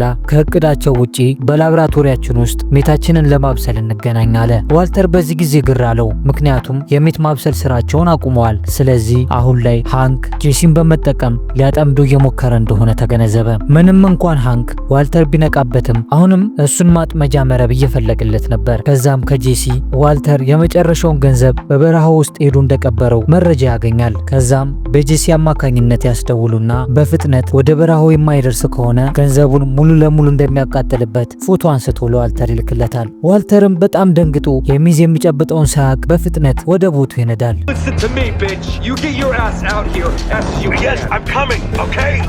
በበረሃማው ቦታው እንደደረሰ ዋልተር ዲኤዎች በቁጥጥር ስር ሊያውሉት ወጥመድ እየፈለጉለት እንደሆነ በመረዳቱ ለጃክና ለወንበዴዎቹ ጓደኞቹ በፍጥነት ደርሰው እንዲታደጉት ይደውልላቸዋል። ከዛም ዋልተር ቀድሞ በቦታው ደርሶ የሚሆነውን ነገር በድብቅ መከታተል ጀመረ። እንደፈራውም ጄሲ ከዲኤዎች ጋር አብሮ ከተፍ አለ። ግን የነጃክ የወንበዴዎች ቡድንም ወዲያው ነበር ከተፍ ያለው። በዚህም መሃል አደገኛ የተባለ የተኩስ ልውውጥ በዲኤዎችና በወንበዴዎቹ መካከል ይከሰታል።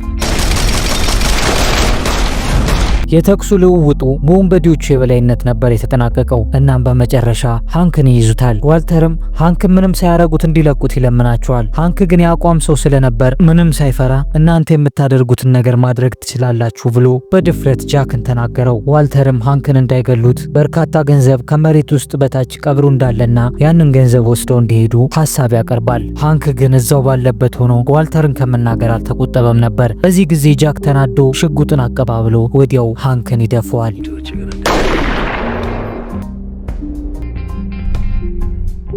በዚህ አሳዛኝ ሁኔታም ለእውነት የቆመው ሃንክ እስከ ወዲያኛው ያሸልባል። ዋልተርም በዚህ ጊዜ የሚመለከተውን ነገር ማመን አልቻለም። ባለበት ወድቆ ስቅስቅ ብሎ ለሃንክ አለቀሰለት። ሃንክን ከገደሉት በኋላም ከመሬት ውስጥ ያለውን በርካታ ገንዘብ ወስደው ለዋልተር ወደ $5 ሚሊዮን ገደማ የሚሆነውን ትተውለት ሊሄዱ ሲሉ ጄሲ ከመኪና በታች ተደብቆ እየተመለከታቸው እንዳለ ያዩታል። በዚህ ጊዜ ጎትተው አውጥተው ሊገድሉት ሲሉ ቶድ ግን ጄሲ ሜት የማምረት ችሎታ ስላለው ከመግደል ይልቅ ወስደው ለራሳቸው ሜት ቀማሚ ቢያደርጉት አትራፊ እንደሚሆን ሀሳብ ያቀርባል። ከዛም ጄሲን እያጉላሉት ወደ ራሳቸው ግዛት ይወስዱታል። ጄሲም ግዞተኛ ሆኖ ወንበዴዎቹ ቁጥጥር ስር በመዋል ሜትን እያበሰለ ለመኖር ይገደዳል። ግን ሁሌም ለመኖሩ ተስፋ የነበረችው የሚያፈቅራት አንድሪያና ልጇ ባሮክ ነበሩ። ከዚህ ክስተት በኋላ ዋልተር ወደ ቤቱ ይመለሳል። እናም የተፈጠረውን ነገር ለቤተሰቡ አሳውቆ ይዟቸው ለመሸሽ ይሞክራል። በዚህ ጊዜ ነበር ሃንክ እንደሞት የተናገረው። ስካይለርም ይህንን ስትሰማ አንተ ሃንክን ገደልከው ብላ በጣም ጥልቅ ሐዘን ውስጥ ገባለች። ነገር ግን ዋልተር በፍጹም እሱ እንዳልገደለውና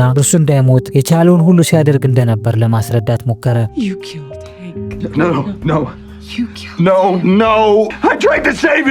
ስካይለር ግን ንዴቷን መቆጣጠር ተስኗት ዋልተርን በቢላ ለመውጋት ሞከረች። በዚህ መሃልም ልጃቸው ጁኒየር መጥቶ ያገላግላቸዋል። በዚህ ጊዜ ዋልተር በጣም ተናዶ ልጁ ጁኒየርም ከእናቱ ስካይለር ጎን በመቆሙ ተናዶ ሕፃኗን ለብቻው ይዞ በመኪና ከአካባቢው ይሰወራል። ስካይለርም ከኋላ ኋላ እያለች ልጄን ስጠኝ ብትለውም ዋልተር ግን ከአካባቢው ጠፍቶ ነበር። ዋልተርም ከሸሸ በኋላ ሕፃኗን ለማጫወት ሲሞክር ሕፃኗ ግን እማዬ እያለች የእናቷን ስም ከመጥራት አልቦዘነችም ነበር። በዚህ ጊዜ ዋልተር አንጀቱ ይላወሳል። እናም በአካባቢው ባለ የእሳት አደጋ ጣቢያ አስቀምጧት ለመሸሽ ይገደዳል። ከዚህ በኋላ በጠበቃው በሶል አማካኝነት ማንነታቸውን የሚደብቁ ሰዎችን የሚያስቀምጥ ኤድ የተባለን ሰው ያገናኘዋል። በዛም እንደደረሰ ኤድ ዋልተርን ሚስተር ላምበርት በተባለ አዲስ ማንነት እንዲላበስ ያደርገዋል። ያው ተሸሽጎ ራሱን ከመንግስት ሰውሮ ለመኖር እየሞከረ ነው ማለት ነው። እናም ዋልተር ልክ እንደምናኝ ከዓለም ተቆራርጦ ለብቻው በረዶማ በሆነ ቦታ ለመኖር ተገደደ። የሚያስፈልጉትን ነገሮች እያመጣ የሚያቀርብለት ኤድ ነበር። ወደ ጄሲ ስንመጣ ደግሞ ጄሲ ከግዞት ህይወቱ ለማምለጥ እየሞከረ ባለበት ወቅት ቶድና ጓደኞቹ መጥተው ይዙታል። ከነርሱ ለማምለጥ በፈጸመው ጥፋትም መቀጣጫ የሆነው ዘንድ ወደሚወዳት ወደ አንድሪያ ቤት ሄደው በመኪና ውስጥ አይኑ እያየ ጭንቅላቷን ብሎ ይደፋታል። በዚህ ጊዜ ጄሲ የተሰማው ሀዘን ለሌላም ሰው የሚጋባ ነበር። ወደ ዋልተር ስንመለስ ደግሞ ለልጁ ጁኒየር ደውሎ ገንዘብ ሊልክላቸው እንዳሰበና እሱም ሄዶ ከሚልክለት ሰው እንዲቀበል ይነግረዋል። ግን ልጁ ጁኒየር እኔ ካንተ ምንም አይነት ገንዘብ አልፈልግም፣ አንተ እንዴት እስካሁን ድረስ በህይወት ልትኖር ቻልክ? አንተ እኮ መሞት ያለበት ሰው ነው እያለ ሙልጭ አድርጎ ሰድቦት ስልኩን ይዘጋበታል። ዋልተርም ከዚህ ንዴቱና ከብቸኝነት ስሜቱ ለመውጣት ወደ አካባቢ ወዳለ ወደ አንድ ሬስቶራንት ይሄዳል። በዚህ ጊዜ ስለ ዋልተር ወንጀል የሚያጠነጥን ዘገባ እየተሰራ ነበር። በዚህ ላይ ጓደኛው ኤሌት ስለ ዋልተር ምስክርነትን እየሰጠ ነበር። ኤሌት ዋልተር የንግድ አጋራቸው በነበረበት ጊዜ ምንም አይነት እውቀት የሌለው ሰው እንደነበረና ይልቁኑ አሁን የገባበት የወንጀል ድርጊትንም ለመፈጸም ይቀምም የነበረውን መድኃኒት ፎርሙላ ራሱ ከኤሌት እንደወሰደበት ደጋግሞ እየዋሸ ዋልተርን ለማዋረድ ይሞክራል። ዋልተር ግን ይህንን ሲመለከት በንዴትና በቁጭት ውስጥ ተሞልቶ ስለነበር ጠፋውን ስሙንና ክብሩን ለማስመለስ ተመልሶ ይኖርበት ወደ ነበረው ወደ አልቡከርኬ መንደር እንዲመለስ ያስገድደዋል። ዋልተሩም ማንነቱን ቀይሮ ወደ አዲሱ ኤሌት ቤት ይሄዳል።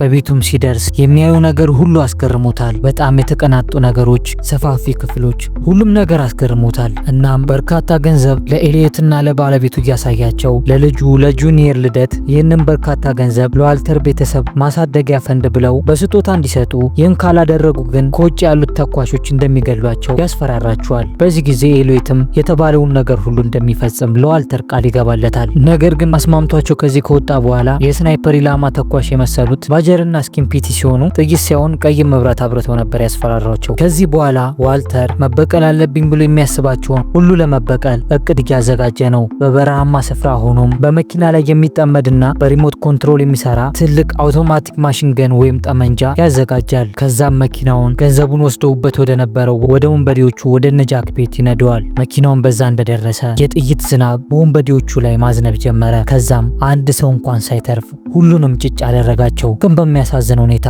ራሱም ዋልተር ራሱ ባጠመደው ጥይት ተመቶ ነበር። እናም ወደ ውስጥ ገብቶ ጄሲን ከወንበዴዎቹ ታደገው። ግን ጄሲ ቂሙን ስላረሳ ዋልተርን ለመግደል ሽጉጥ አነሳበት። ግን እሱ ከመግደሉ በፊት አስቀድሞ በጥይት ክፉኛ ተመቶ ነበር። ጄሲም ለዋልተር ምህረት አድርጎለት ነፃነቱን ለመፈለግ ይሄዳል። ከዚህ በኋላ ዋልተር ክፉኛ ቆስሎ ሜት ወደሚያመርትበት ወደ ላብራቶሪው ይመለሳል። ከዛም ፖሊሶች በአካባቢው መድረስ ይጀምራሉ። ነገር ግን እነርሱ መጥተው በቁጥጥር ስር ከመዋላቸው በፊት ዋልተር በክብር ሆኖ እስከ ወዲያኛው አሸለበም። የብሬኪንግ ባድ የ5 ምዕራፍ ልብ አንጠልጣይ ጉዞም በዚህ ተደመደመ። ስለተመለከቱን ከልብ እናመሰግናለን። ይህ ኢትዮ ፊልምስ ከውዬ ጋር የተሰኘው ቻናላችን ሁሌም ማክሰኞ፣ ሐሙስና ቅዳሜ ከምሽቱ 1 ሰዓት ላይ ሁሌም እንደዚህ አይነት ምርጥ ፊልሞችን ወደ እናንተ ያደርሳል። እናንተም ሰብስክራይብ በማድረግ ቤተሰብ ይሁኑ። ምክንያቱም ሰብስክራይብ ካረጉን ሁሌም አብረን ነን። የዚህ ቪዲዮ ስፖንሰራችን ህልሞን እውን የሚያደርገው ቪው አፓርትመንት ነው። የራስዎ ቤት ባለቤት ለመሆን አስበዋል? እንግዲያውስ 85% ግንባታ የተጠናቀቀው ቪው አፓርትመንት በ10 ወራት ውስጥ የህልሞን ቤት ተረክበው እንዲኖሩ ይጋብዞታል። ከ106 ካሬ ሜትር ጀምሮ የተዘጋጁት እነዚህ ዘመናዊ ቤቶች ምቾትና ዘላቂነት ባገናዘበ መልኩ ተገንብተዋል። እያንዳንዱ ፍሎር ላይ ለ4 ቤቶች 2 ሊፍት መኖሩ ደግሞ ምቾቱን ከፍ ያደርገዋል። ቪው አፓርትመንት ከሚያቀርባቸው ሁኔታዎች የቆሻሻ አወጋገድን ቀለል የሚያደርግ ጋርቤጅ ሹት አለው። የኤሌክትሪክ መቆጣጠርን ስጋት የሚያስወግድ ባካፕ ጄኔሬተር ተገጥሞለታል። በውሃ ችግር ሳይሳቀቁ በምቾት እንዲኖሩ በቂ የውሃ አቅርቦት አዘጋጅቶሎታል። ታዲያ ምን ይጠብቃሉ? 30% ብቻ ቅድመ ክፍያውን ከፍለው የተቀረውን ዘና ብለው በመክፈል የቤት ባለቤት የመሆን ህልሞን ያሳኩ ይሎታል። የበለጠ መረጃ ለማግኘትና ቤቱን ለመጎብኘት በስልክ ቁጥር 0994 37 5094 ላይ ደውሉ። ደግምልዎታለሁ 0994 37 5094 ላይ ደውሉ። ቪው አፓርትመንት ከህልሞ ጋር የሚያገናኘው ድልድይ